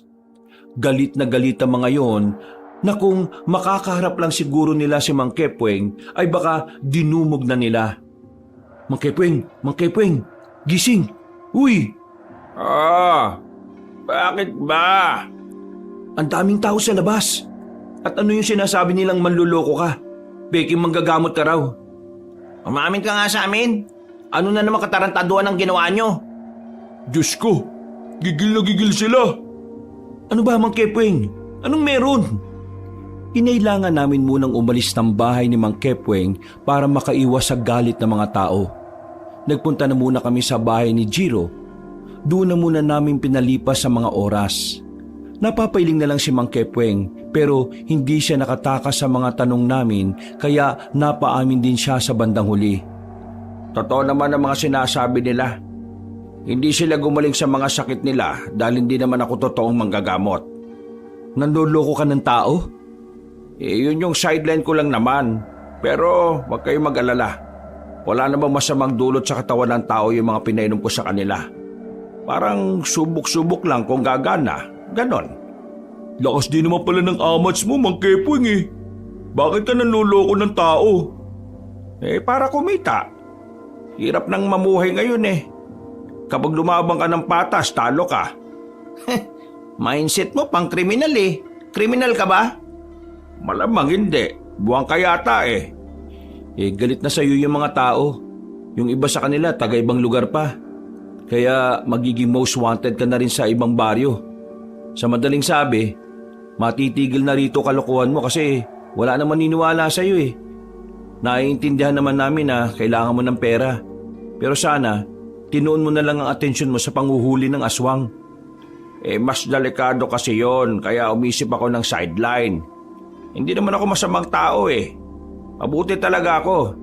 Napilitan lang talaga akong gawin yon kasi kailangan kong mabuhay. May mission pa kasi akong dapat na gawin. Kahit ano pang idahilan mo, may ginawa ka pa rin masama sa mata ng tao at sa mata ng Diyos. Nanloloko ka. Hindi mo ba alam na ang kapatid ng maloloko ay... Babaero? Uy, babaerong pinagsasasabi mo. Di ba mga babaero ay manloloko? Kahit na kailan talaga, lawak ng utak mo kapag katarantaduhan eh, no? Kailangan mo bumawi sa mga taong niloko mo, Mang Kepweng. Paano naman ako babawi? Nagastos ko na lahat ng binayad nila sa akin. Hindi para makabawi ka sa kanila, patayin mo yung mga aswang na siyang nagdudulot ng kapahamakan sa mga tao. Napatango na lang si Mang Kepweng. Naintindihan naman niya ang mga sinasabi namin kaya wala naman kaming naging problema sa kanya. Hindi naman siya handa naman niyang baguhin ang panluloko niya at ituon ang atensyon sa mga aswang. Sumapit na ang kinagabihan. Umalis kami ng bahay nila Jiro para may puntahang kakilala di umano ni Mang Kepweng. Hindi namin alam kung ano ang gagawin niya pero dahil sa banta ng mga aswang, sinamahan pa rin namin siya. Dakong 9:00 na ng gabi nang marating namin ang bayan. Kahit medyo syudad na sa lugar na yon, kapag mga ganong oras ay kakaunti na lang din talaga ang makikitang tao sa lansangan. Sinuyod namin ang tingin ng mga paligid. Hinahanap namin ang taong sinasabi ni Mang Kepweng. Ano ba talagang kailangan yung pag-usapan nung sinasabi mong kakilala mo? Kailangan ko lang kunin sa kanya yung mga anting-anting na hiniram ko sa isa pang kakilala. Magagamit ko yung kapag kinalaban na natin ang mga aswang. Akala ko ba may sarili kang anting-anting? Meron nga, pero hindi naman yon para talaga sa pakikipaglaban eh. Mahina lang yon. Dapat pala, makuha natin yung anting-anting na sinasabi mo para mapatay natin yung mga lintik na aswang na yun. Saan ba kayo magkikita? Ang sabi niya sa postero na malapit sa dating istasyon ng mga pulis. Ayun yung dating istasyon ng pulis oh. Binilisan namin ang aming paglalakad hanggang sa makarating na nga kami sa iskinita. Naroon ang poste pero wala naman kaming nakitang tao kahit na isa. Tinumbok pa namin ang medyo madilim na iskinita. Mahina na rin kasi ang liwanag na meron doon. Maya-maya lang, meron nang nasagi yung paa ko sa baba. Pagtingin ko, isang lalaking nakahandusay ang nakita namin. Duguan ng lalaki at wala ng malay. Nang tingnan ni Mang Kepweng yun, nakumpirma niya na yun nga ang kakilalang dapat ay maghahatid sa amin ng anting-anting. Wala na yung buhay at wala na rin ang anting-anting na inaasahan ni Mang Kepweng. Naka! Naunahan tayo ng mga aswang. Mukhang pinigilan talaga nila ito para hindi ako makapalag eh. Kilala ka ba ng mga aswang? Sa ginawa kasi nila na to, parang alam nila ang kapasidad mo eh. Kaya kailangan ka nilang pigilan. Hindi naman sa pagmamayabang pero nung araw, kaming dalawa ni Minea ang isa sa pinakamahusay na manunugis. Kaya hindi na ako magtataka na baka marami na rin silang alam sa akin. Paano naman si Aling Minea? Kung ikaw pinigilan nila, baka mamaya pati ang tiyahin ni Eric galawin din nila. Malamang kilala rin nila yun. Napag-usapan naman na namin yan ni Minea. Handa siya sa bagay na yan. Anong gagawin natin ngayon? Kawawa naman. Napag-utusan lang, namatayan pa. Tatawagan natin yung numero ng mga pulis. Sila na bahala rito. Yung anting-anting. Wala na tayong magagawa. Iisip na lang ako ng ibang paraan kung paano ko lalabanan yung mga lintik na yon. Dismayado kaming umalis sa bayan. Bagsak ang balikat ni Mang Kepweng nang bumalik na kami sa bahay niya. Sa puntong yon ay wala nang mga nagngangalit na tao. Kinabukasan, naging kalmado lang ang sitwasyon. Maaliwalas ang paligid at parang perpekto ang araw na yon para sa akin. Hindi ko rin alam kung bakit basta pakiramdam ko walang panganib sa mga oras na yon. Tinulungan ko si Tia sa mga labahan niya. Mga bandang 12:00 ng tanghali ay tapos na kaming dalawa. Habang kumakain, nabanggit ko kay Tia Minea ang nangyari. Makinig ka sa akin, Eric. Hindi mo dapat inugnay ang sarili mo kay Kepweng. Delikado ang ginagawa niya. Baka mapahamak ka. Akala ko po, ayos na sa inyo eh. Ayos ang alin? Ang sumama ka sa pakikipagpatayan sa mga aswang? Gusto mong multuhin ako ng nanay at tatay mo? Ginawa ko ang lahat maiwas ka sa buhay na tinaha ko. Tapos ngayon, ikaw naman ang lalapit sa kapahamakan. Nag-iisip ka ba talaga? Tia, matanda na ako. May sarili na akong pag-iisip. Kaya ko na rin magdesisyon sa sarili ko. Desisyon ang tawag mo sa ganyan? Inilalagay mo ang buhay mo sa panganib. Nung nakaraan, pinagbigyan na kita kasi nangyari na. Pero kung minala si Kepweng at naisan siya ng babaeng aswang, pati ikaw patay. Tia, hindi pwedeng wala akong gawin. Kasama ni Mang Kepweng yung dalawa kong kaibigan. Isa pa, hindi na rin naman ibang tao sa amin si Mang Kepweng. Hindi ko kayang pabayaan yung matandang yun. Kayang-kaya ni Kepweng ang sarili niya kahit na walang kasama. Kilala ko siya, kaya alam ko ang kapasidad niya. Hindi niya naman kami kailangan eh, kung alam niya sa sarili niya ang kaya niya pa rin. Kaya payagan mo na ako. Hindi lang naman ito tungkol sa pansarili naming dahilan eh. Tungkol na ito sa mas maraming buhay. Alam kong naiintindihan mo rin ako kasi naranasan mo rin namang magpahalaga sa buhay ng iba eh. Kailangan ni Mang Kepweng ng kasama. Lalo na ngayon, buhay ang pinuno. Yan, isa pa yan. Patay na sana ang pinuno ng mga aswang kung hindi dahil sa pagiging peking manggagamot nitong si Kepweng. Nakakabanas eh.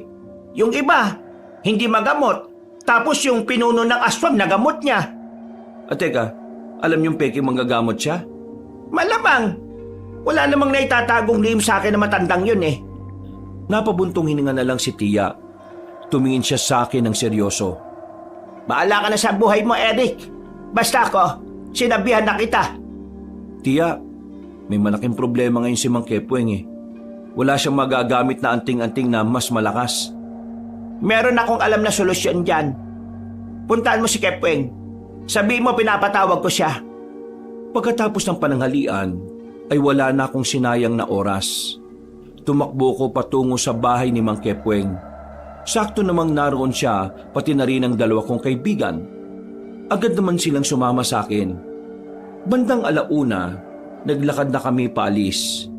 Tinatahak namin ang isang daan na madalang nalang mapuntahan ng mga tao. Isa yung abandonadong daan na dating alternatibong dinaraanan ng mga taga-baryo. Pero dahil sa pagguho ng lupa mula sa kabundukan, naharangan ng daan at hindi na kailanman napakinabangan. Sa dinami-rami ba naman ang lugar na pagtataguan mo ng anting-anting? Dito pa talaga sa lugar na ito. Alam mo namang hindi na tayo makakadaan dyan dahil gusto mong may magamit na anting-anting, di ba? Manahimik ka. Wala ka pala, Mang Kepweng eh. Under ka lang pala ni Aling. Manahimik ka rin kung wala ka sasabing maganda. Malayo pa ba tayo, Tia? Ayan na tayo. Nasa harapan namin ang kalsadang natabunan ng mataas na lupa. Ayon sa kanya, kailangan naming tawirin yon para makarating sa kabila. Naroon daw kasi ang anting-anting na iniwan niya noong nagretiro siya. Isa rin sa mga dahilan kung bakit hindi na ako bumalik sa pagiging antingera at manunugis ay dahil inisip kong ang pagguho ng lupang ito ang sinyales na kailangan ko ng kalimutan ng tungkulin na yon. Pero ngayon, naiintindihan ko ng darating ang araw na kailangan ko pa rin gawin ang huli kong misyon. At yon ay ang ipaubaya sa iyo, Kepweng, ang huli nating alas. Maraming salamat sa tiwala mo, Minea. Hindi ko inakala na darating din ang araw na ipagkakatiwala mo sa akin ang isang bagay na naging bahagi ng pagkatao mo. Ang tanong, paano tayo makakadaan? Kaya ko kayo pinadala ng lubid ay dahil parting bangin na yon. Doon dumadaan ang ibang tao na nagpupunta rito. Tinatali nila ang lubid sa puno ng bayabas, pero kailangan nyo mag-ingat. Kapag bumitaw ang tali, laglag kayo sa baba. Tumingin kami sa bangin. Batuhan na ang nasa ibaba. Kaya kapag pumalpa kami, siguradong mababagok ang ulo namin kapag kami ay nahulog. Kaya nung mga sandaling yon, todo ingat kami. Nakailang ulit naming inihagis ang lubid sa kabilang banda, pero nahihirapan kaming isakto yon sa puno ng bayabas. Doon pa lang, kumain na ng halos 2 oras. Ano bang teknik ang ginagawa ng ibang dumaraan dito? Bakit tayo hirap na hirap? Noon kasi, mas maraming puno ng bayabas dito. Pero dahil nga matagal na yon, yung ibang puno'y rumupok at nahulog na sa ibaba. Isang paraan na lang ang nakikita ko para makatawid sa kabila. Kailangan nating akyatin tong bundok na ito. Sigurado? Pwede naman, kaso ang tarik masyado. Delikado masyado. Baka mahulog pa kayo dyan. Hindi ako na lang ang aakyat. Sasama ko. Hindi, kahit ako na lang mag-isa. Matanda ka na. Mahina ng tuhod mo. Walang bubuhat sa'yo kapag hindi mo kayang maglakad. Medyo pasmadong bibig nitong pamangkin mo Pero may punto naman siya. Sige na, simulan nyo na habang hindi pa dumidilim. Basta kapag nakarating na kayo sa kabila, kailangan nyong mahanap ang ilog. Iisa lang naman ang ilog doon. Pagdating nyo doon, puntahan nyo ang pinakamalalim. Sa ilalim nun, meron kayong makikitang patatsulok na bato. Doon nakadikit ang anting-anting. Pambira ka naman. Ang hirap naman yan. Bakit doon mo pa inilagay? Dahil doon ko rin naman siya natagpuan. Sige na, lalarga na kami. Mag-iingat kayo. Wala na akong balita kung anong meron sa lugar na pupuntahan ninyo. Tumungo na lang kami kay Tia. Sinimulan na rin naming akyatin ng paanan ng bundok. Mga kalahating oras pa lang ang nakalipas, nakaakyat na rin kami sa taas. Mabilis ang pag-akyat namin dahil hinahabol namin ang oras. Sandali. Kalma. May muna tayo. Oh, tingnan mo na. Kung hindi kita sinamahan, baka dito pa lang ipatay ka na. Matanda na nga kasi talaga ako. Ay nako, kung inabutan mo ako nung araw meron akong abs. Maskulado talaga ako. Talagang walang nagtatangkang magbiro sa akin kasi inuuntog ko talaga sa muscle ko. Talaga ba? Oo naman, totoo. Kung hindi mo na itatanong habulin din ako ng mga babae doon. Huwag ka maingay sa tiyahin mo Pero isa yan sa nagkaroon ng paghanga sa akin. Hindi naman nakakapagtaka. Sobrang malapit kayo sa isa't isa Oh, tapos ka na ba magpahinga? Tara na. 5:00 na Mahirapan na tayong maghanap kapag gumabi na.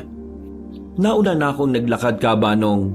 Maingat ang pagbaba na ginawa namin dahil medyo madulas. Medyo mabagal talaga kami dahil inaalalayan ko pa si Mang Kepweng. Mga bandang saktong 6:00 na, saka lang kami nakababa.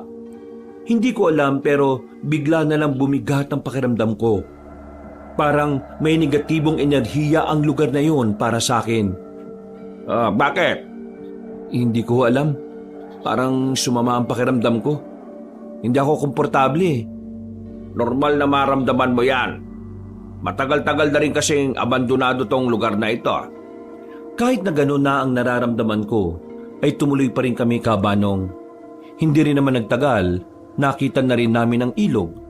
At kaunting lakad lang naman, napunta na namin ang malalim na parte. Ang totoo niyan hindi talaga ako marunong lumangoy. Kita mo na, kung hindi mo pa pala ako kasama, paano mo kukunin yung anting-anting? Ikaw na ang sumisid. Oo, ako talaga. Alangan namang ikaw. Nang mailawan na namin ang tatsulok na bato sa ilalim, hinanda ko na ang sarili ko para lumublob. Pero bago yon, bigla na lang kaming nakarinig ng mga kaluskos sa paligid. Sa tingin pa lang sa akin ni Mang Kepweng, alam ko na kagad kung anong mga yon. Huwag mo silang intindihin. Sisirin mo na. Hahawakan ko ang flashlight. Sigurado ka ba? Baka mapahama ka na naman. Kahit naman hindi ka sumisid mapapahamak din naman ako. Kung ganun lang din naman, edi sisirin mo na. Hindi naman ako tatayo rito para lang mamatay. Siyempre, lalaban ako sila. Sige na, bilisan mo na. Nagmamadali akong sumisid pa ilalim kabanong.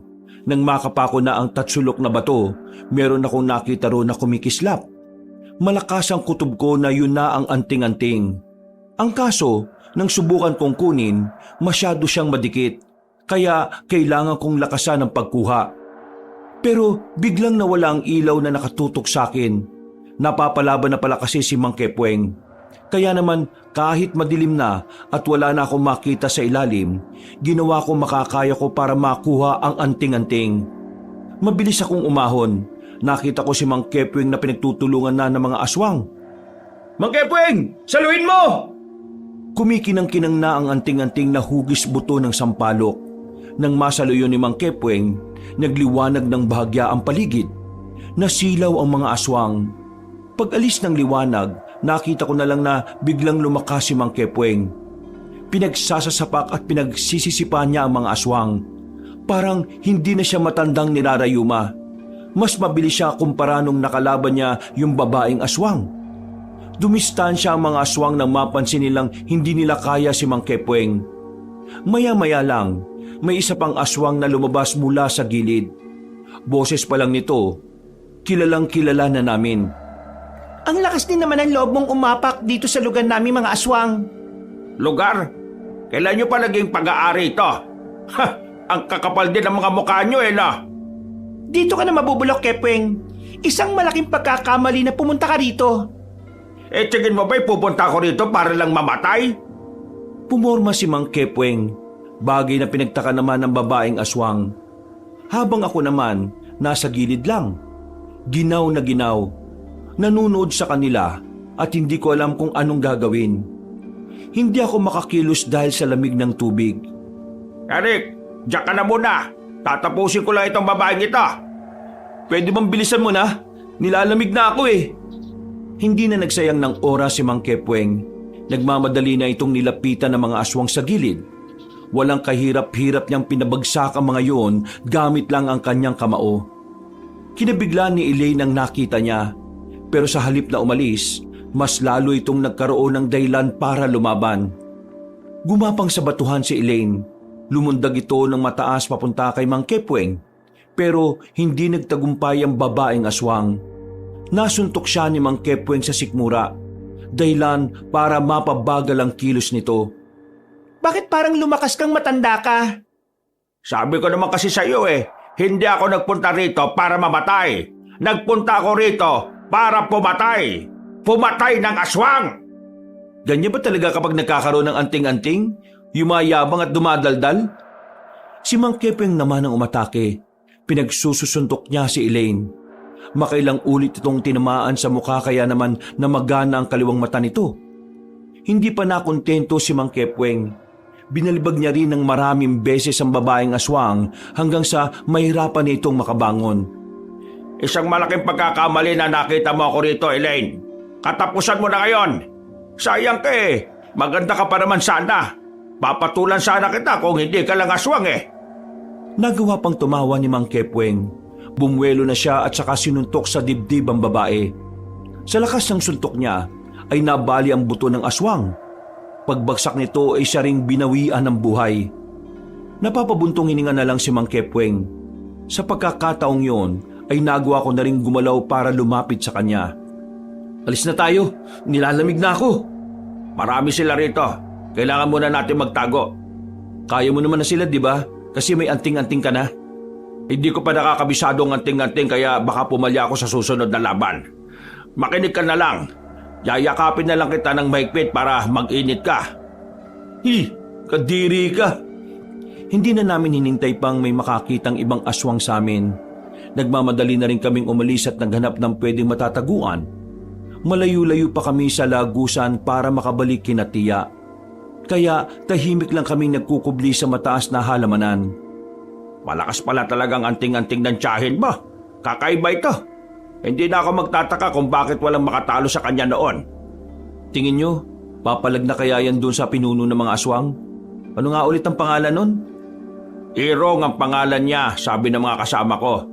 Pero hindi ko rin alam kung papalag na to sa kanya. Ang mahalaga naman ngayon meron na tayong pangahawakan.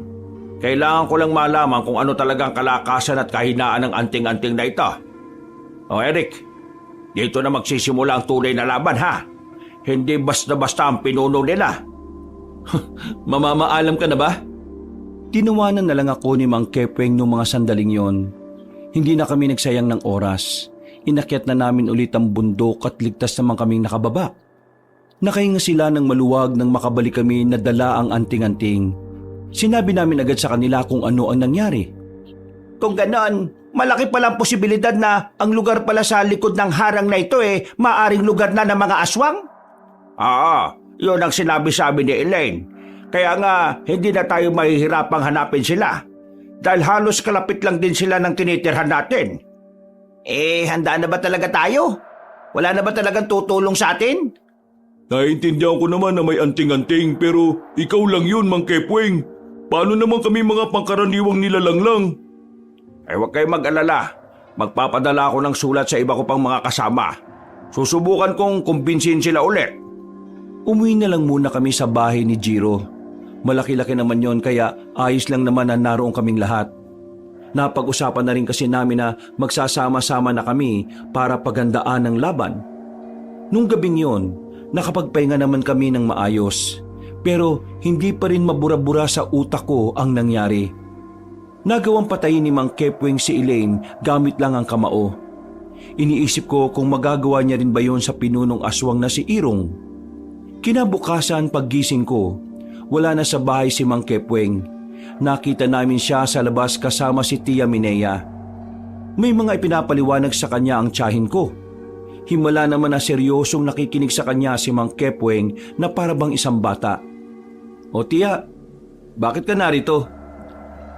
Tinuro niya sa akin kung ano yung mga kalakasan at kahinaan ng anting-anting. Isa pa, sasama siya sa atin sa laban. Ho? Sasama? Sigurado ba kayo? Bakit? Wala ka bang tiwala sa akin? Kung sasama ka rin pala, bakit hindi na lang ikaw ang gumamit ng anting-anting? Total, sa'yo naman yun. Dahil hindi nakakayanin ng katawan ko ang kapangyarihan na meron ng anting-anting. Sa tagal niyang namahinga, marami na rin nadagdag na enerhiya sa kanya kaya kung bigla ko siyang gagamitin maaari akong mabaldado o kaya naman ay mamatay. Si Kepweng, malakas-lakas pa ang katawan niya. Isa pa, hindi rin naman nahirapan ng anting-anting na kilalanin siya dahil dati ko naman kasama si Kepweng sa mga laban. Magiging maganda itong laban natin dahil kasama natin ang pinakamahusay na manunugis ng panahon namin. Magtigil ka nga, Kepweng. Baka mamaya maniwala mga yan. Kumusta na yung mga kasamahan mo? Pumayag ba sila? Sa kasamang palad, wala pa silang tugon sa akin. Pero umaasa ako na mababasa rin nila yon at magkakaroon sila ng maayos na desisyon.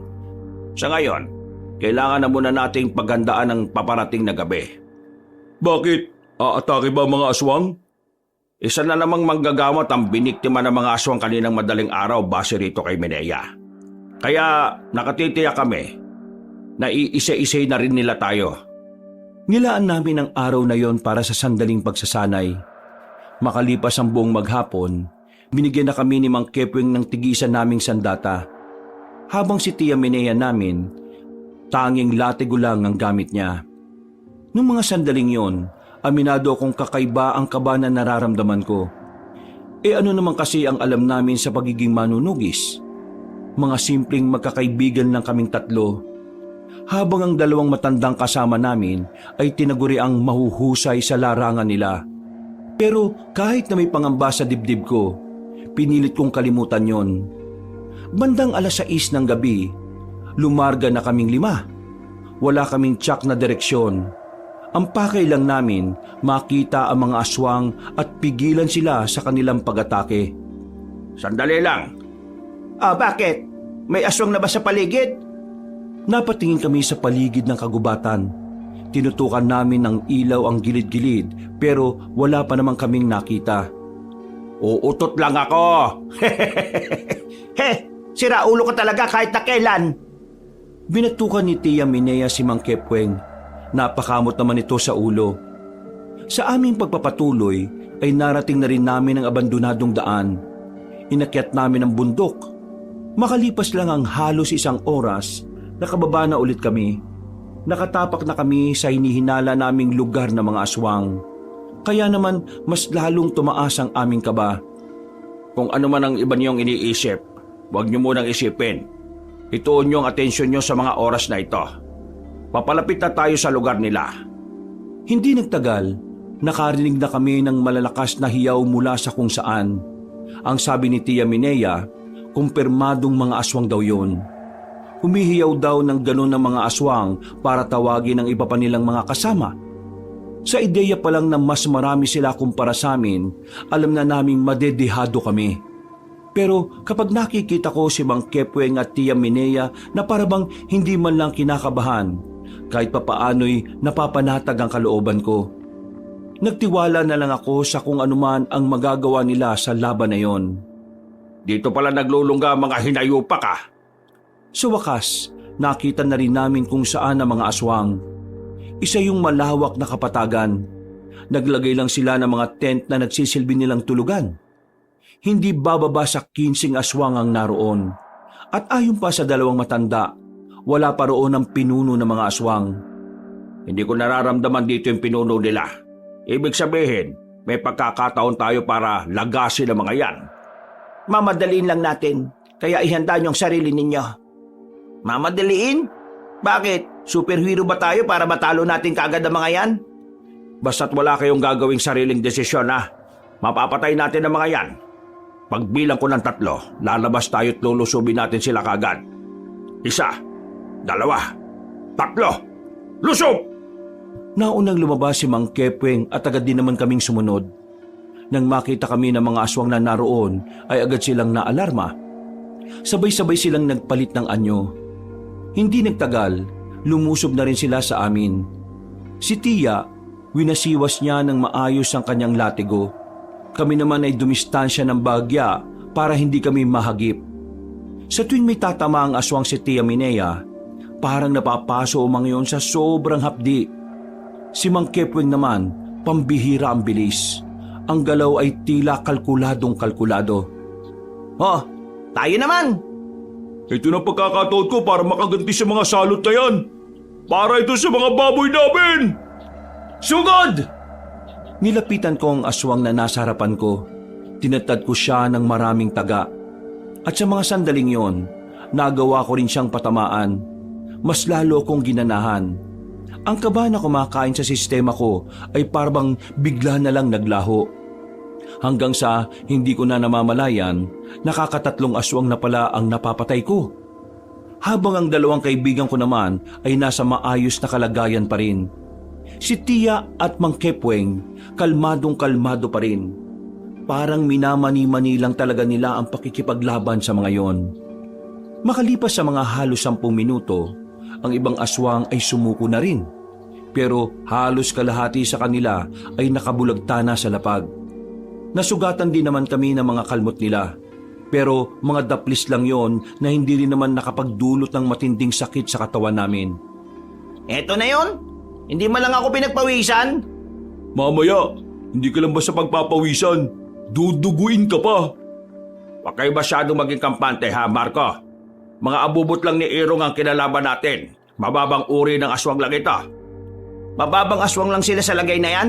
Ang bibilis na ng mga yan ah. Isipin mo na lang kung gaano kabilis yung mga mas malalakas pa dyan. Tara na. Wala na tayong oras para magdaldalan pa. Palis na sana kami ng mga sandaling yon, Kabanong, nang biglang makaramdam kami ulit ng mga presensya sa paligid. May panibagong grupo ng mga aswang na dumating. At noong mga sandaling yon, inabisuhan na kami ni Mang Kepweng na ang mga susunod na makakalaban namin ay hindi na basta-basta. Sa mga sandaling yon, dito na kami kinabahan ng malala. Angil pa lang kasi ng mga aswang, ramdam na ang kanilang kabangisan. Bumuntong hininga na lang ako. Hinigpitan ng hawak na itak. Inisip ko na lang na kailangan kong mabuhay ng mga sandaling yon. Marco, ito na agad ang hiling mo. Malalakas na kalaban na. Kaya ihanda mo na ang dasal mo. Dapat hindi ka mabubulol kapag nagdasal ka na. Mang Kepweng naman nananakot pa talaga Nanahimik na kami nang palibutan na nila kami. Nagtataka kami kung bakit parang hindi agad sila umaatake. Yung pala, kasama na pala nila ang kanilang pinuno. Mula sa madilim na gilid, lumabas ito at lumapit sa amin. Pumapalakpak na akala mo'y isang laro lamang ang mangyayaring labanan. Binabati ko kayo dahil nakarating kayo sa mundo namin. Ikaw, Kepweng, yan ang pangalan mo, di ba? At kayong tatlong binata, naaalala niyo pa ba ako? Dapat patay ka na kung hindi lang dahil sa amin. Sa madaling sabi, meron akong utang na loob sa inyo. Lalong-lalo na sa iyo, Kepweng.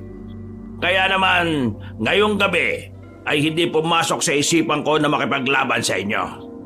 Parang hindi naman kasi tama ang taong nagligtas sa akin gagawin kong kaaway. Parang wala naman akong utang na loob kapag ganon, hindi ba? Sabihin mo, isa ka ba sa nakatakas noong nangyaring malawakang labanan ng mga aswang at manunugis? Teka nga, sandali lang. Ikaw ba si Minea? Haba, ikaw nga. Totoo nga, buhay ka ba? Akala namin patay ka na Pero kinagagal akong makilala ka, Minea. Isang karangalan na makita ng personal ang pinakamabangis na manunugis sa kanyang panahon. Pero ang tanong ko lang, bakit ka narito? Hindi ba halata para patayin ka at matigil na ang pagdami ninyo? Kagaya nga ng sinabi ko, hindi ko balak na magkaroon ng labanan ngayon. Ayoko kayong maging kaaway. Kaya naman, gusto ko lang sanang sabihin na, bakit kaya hindi na lang tayo magkampihan? Pagharian natin ang probinsyang ito. Di ba mas maganda kung ganon? Merong kapayapaan sa pagitan ng mga aswang at manunugis. At ano naman ang magiging kapalit ng sinasabi mo? Ba, magandang tanong yan, iho. Para sa oras na maging magkakampi tayo na ang masusunod sa probinsyang ito. Tayo ang kukontrol sa pamumuhay ng mga tao. At tayo ang magiging Nagsasaya ka lang ng laway mo. Walang mangyayaring kampihan. Dahil wala ka pa sa mundong ito, magkaaway na ang mga aswang at ang mga manunugis. Sa ayaw at sa gusto ninyo kailangan niyong mawala. Yun lang ang tanging paraan para magkaroon ng kapayapaan sa probinsyang ito. Ulitin ko, wala akong balak na makipaglaban sa inyo.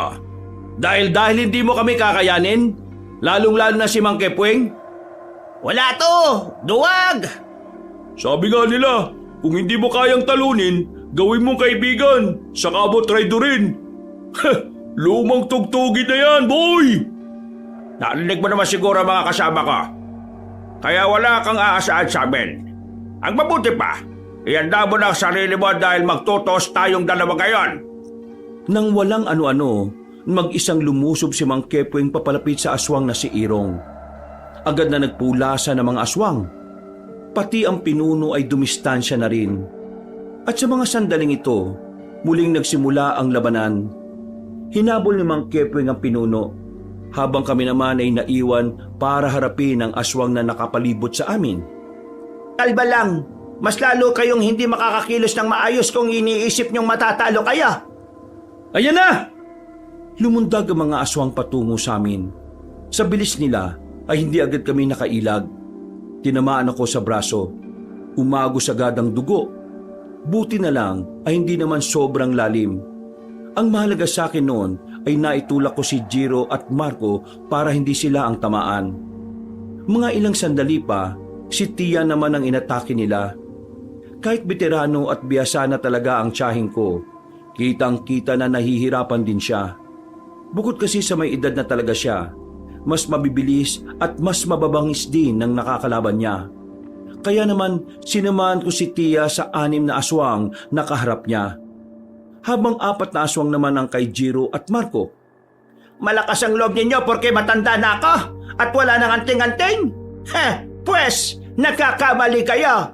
Dahil kayang-kaya ko pa rin kayong paslangin kahit na pangkaraniwang tao lang ako. Tia! Muling sumugod si Tia sa kanila.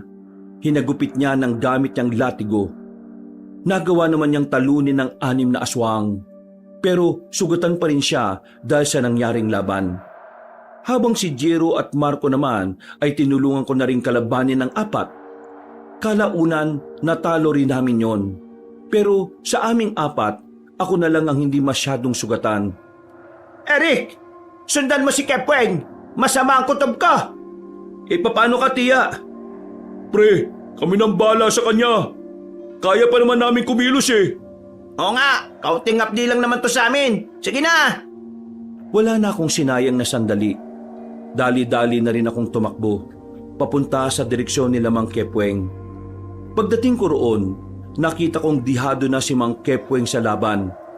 Ang kaharap niya na si Irong ay mistulang halimaw na ang itsura. Kulay itim na ang buong katawan. Mahaba ang kulay puting buhok. Si Mang Kepweng, sugatan na rin kahit na gumagamit na ito ng anting-anting. Tingnan mo nga naman, Kepweng. May rumisponde sa'yo para mamatay lang din.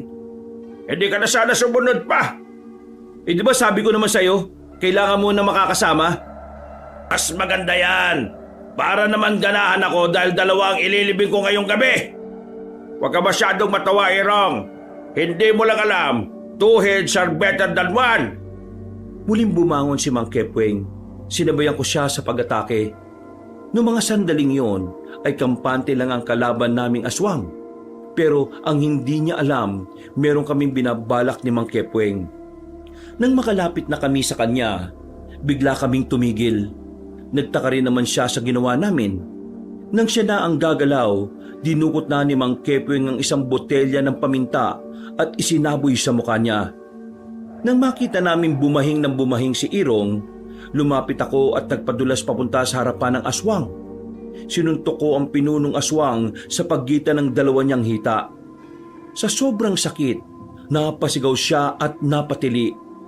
Gusto ko sanang tumawa noon pero mas inuna ko ang plano namin ni Mang Kepweng. Habang namimilipit si Irong, dumistansya muna si Mang Kepweng habang hawak ang anting-anting. Sinubukan niyang gumawa ng matinding konsentrasyon. Ito ay para bumalik ang kapangyarihan ng anting-anting. Mga buwisit talaga kayo! Hindi ko hinayaang makarecover ang aswang na yon. Kaya nang makadampot ako ng sanga ng puno, tinusok ko kagad siya sa puwet. Napatalon siya sa sobrang sakit habang bumabahing pa rin. Kahit na nagawa ko ang mga yon, hindi nawawala ang kaba sa kalooban ko dahil ako ang mas malapit sa aswang. Pero kailangan kong gawin yon para mabigyan ng oras si Mang Kepweng na maibalik ang lakas ng anting-anting. Nagalit si Irong sa mga ginawa ko sa kanya. Kahit na namimilipit sa sakit at bumabahing pa rin, dinakma niya ako sa leeg. Itinaas sa ere. Gigil na gigil at mas lalo kong nangamba nang makita kong mas humaba na ang mga kuko niya. Akala niyo matatalo niyo ako sa mga ganitong taktika niyong pangbata? Hindi! Masyado ka lang malakas. Kaya ginamitan ka na rin namin ng utak. Tingnan mo kaya ang nasa likuran mo. Lumingon si Irong. Sinimantala ko yon para makagawa ng paraan para makaalis. Tinusok ko naman ang mga mata niya gamit ang 2 kong daliri. Nang mabitiwan niya ako, sakto namang naibalik na ni Mang Kepweng ang kapangyarihan ng anting-anting. Mang Kepweng! Ikaw na! Umanda ka sa akin ngayon, sinaulo ka! Sa sobrang bilis ng paglapit na ginawa ni Mang Kepweng, hindi na yun namalayan pa ni Irong. Isang malakas na suntok sa tagiliran ng kanyang pinatikim sa aswang. Pagdapo ng kamao niya, napasigaw ng malakas ang pinuno. Bumalandra din ito sa puno. Mas lalong nanggigil sa kanya ang aswang na yon at muli itong umatake. Pero dahil bumalik na nga ang kapangyarihan ng anting-anting na gamit ni Mang Kepweng, nagagawa na nitong ilaga ng bawat kalmot at suntok ni Irong. Hindi ka na makakatama dahil ikaw na ang matatamaan. Malakas na sapok na naman sa muka ang pinakawalan ni Mang Kepweng. Sinundan pa niya ng isa hanggang sa hindi ko na mabilang. Noong mga sandaling yon, kita agad na hindi na uubra ang kalaban namin. Kaya hindi na nagpatumpik-tumpik pa si Mang Iner. Bumuelo na ito habang hindi pa nakaka-recover ang matandang aswang. Pinadapo na niya ang pinakamalakas na suntok sa dibdib. Tumilapo na naman agad ang aswang na yon. Nangingisay. Susubukan pa sana nitong makabangon pero pagtukod pa lang ng isang tuhod ay muli na naman bumagsak. Sumuka ng dugo at sa huli tumirik ang mga mata. Sa wakas, natalo na natin ang salot na ito. Ang galing mo, Mang Kepweng. Mas magaling ka. Nagawa mo makuha ang mga senyas ko. Wala yun. Di ba nga, two heads is better than one? Mismo! Nang masiguro naming patay na nga ang pinuno ng mga aswang, ay binalikan na rin namin ang aming mga kasama. Sabay-sabay kaming umuwi. Nakahinga na rin kami ng maluwag noong mga sandaling yon. Isang buwan nang nakalipas, wala na kaming nakitang aswang sa buong probinsya. At dahil dito, ay sakalang kami napanatag. Nakabalik na kami sa mga normal naming buhay. Si Mang Kepweng ay hindi na bumalik sa panloloko. Naghanap na lang siya ng ibang mapagkakakitaan na masasabi niyang talaga namang marangal. Si Jiro naman, malamang sa malamang, nakatikim ng sermon at mura sa kapatid niya. Pero nakapagsimula naman ulit ng babuyan. Habang si Marco bumalik sa pagiging tambay. Ako naman, nakahanap na rin ng mapapasukang trabaho. Nakakapagbigay na rin ako ng pera sa atin. At ang tiyahin ko, hindi tumigil sa paglalabada, sa halip itinigil na rin niya ang pagtuturo niya sa mga bagong manunugis. Mas pinili na lang niya ang simpleng pamumuhay kasama ko. Mas lalo namang gumanda ang samahan naming dalawa. Sa mga naranasan naming yon, Kabanong, masasabi kong yun ang pinakamahalagang parte ng buhay ko. Doon ko kasi talaga napagtanto sa sarili ko na kaya ko rin palang harapin ang matinding takot. Kaya ngayon, kapag may mga hamon sa buhay na dumarating, kalmado ko na lang yung hinaharap. Hanggang dito na lang po, Kabanong, at sa lahat ng mga kabangers at mga kayanggaw na nakarating hanggang dito sa dulo. Maraming salamat po sa inyong pagsubaybay. Pinagpalang araw po sa inyong lahat. Wakas!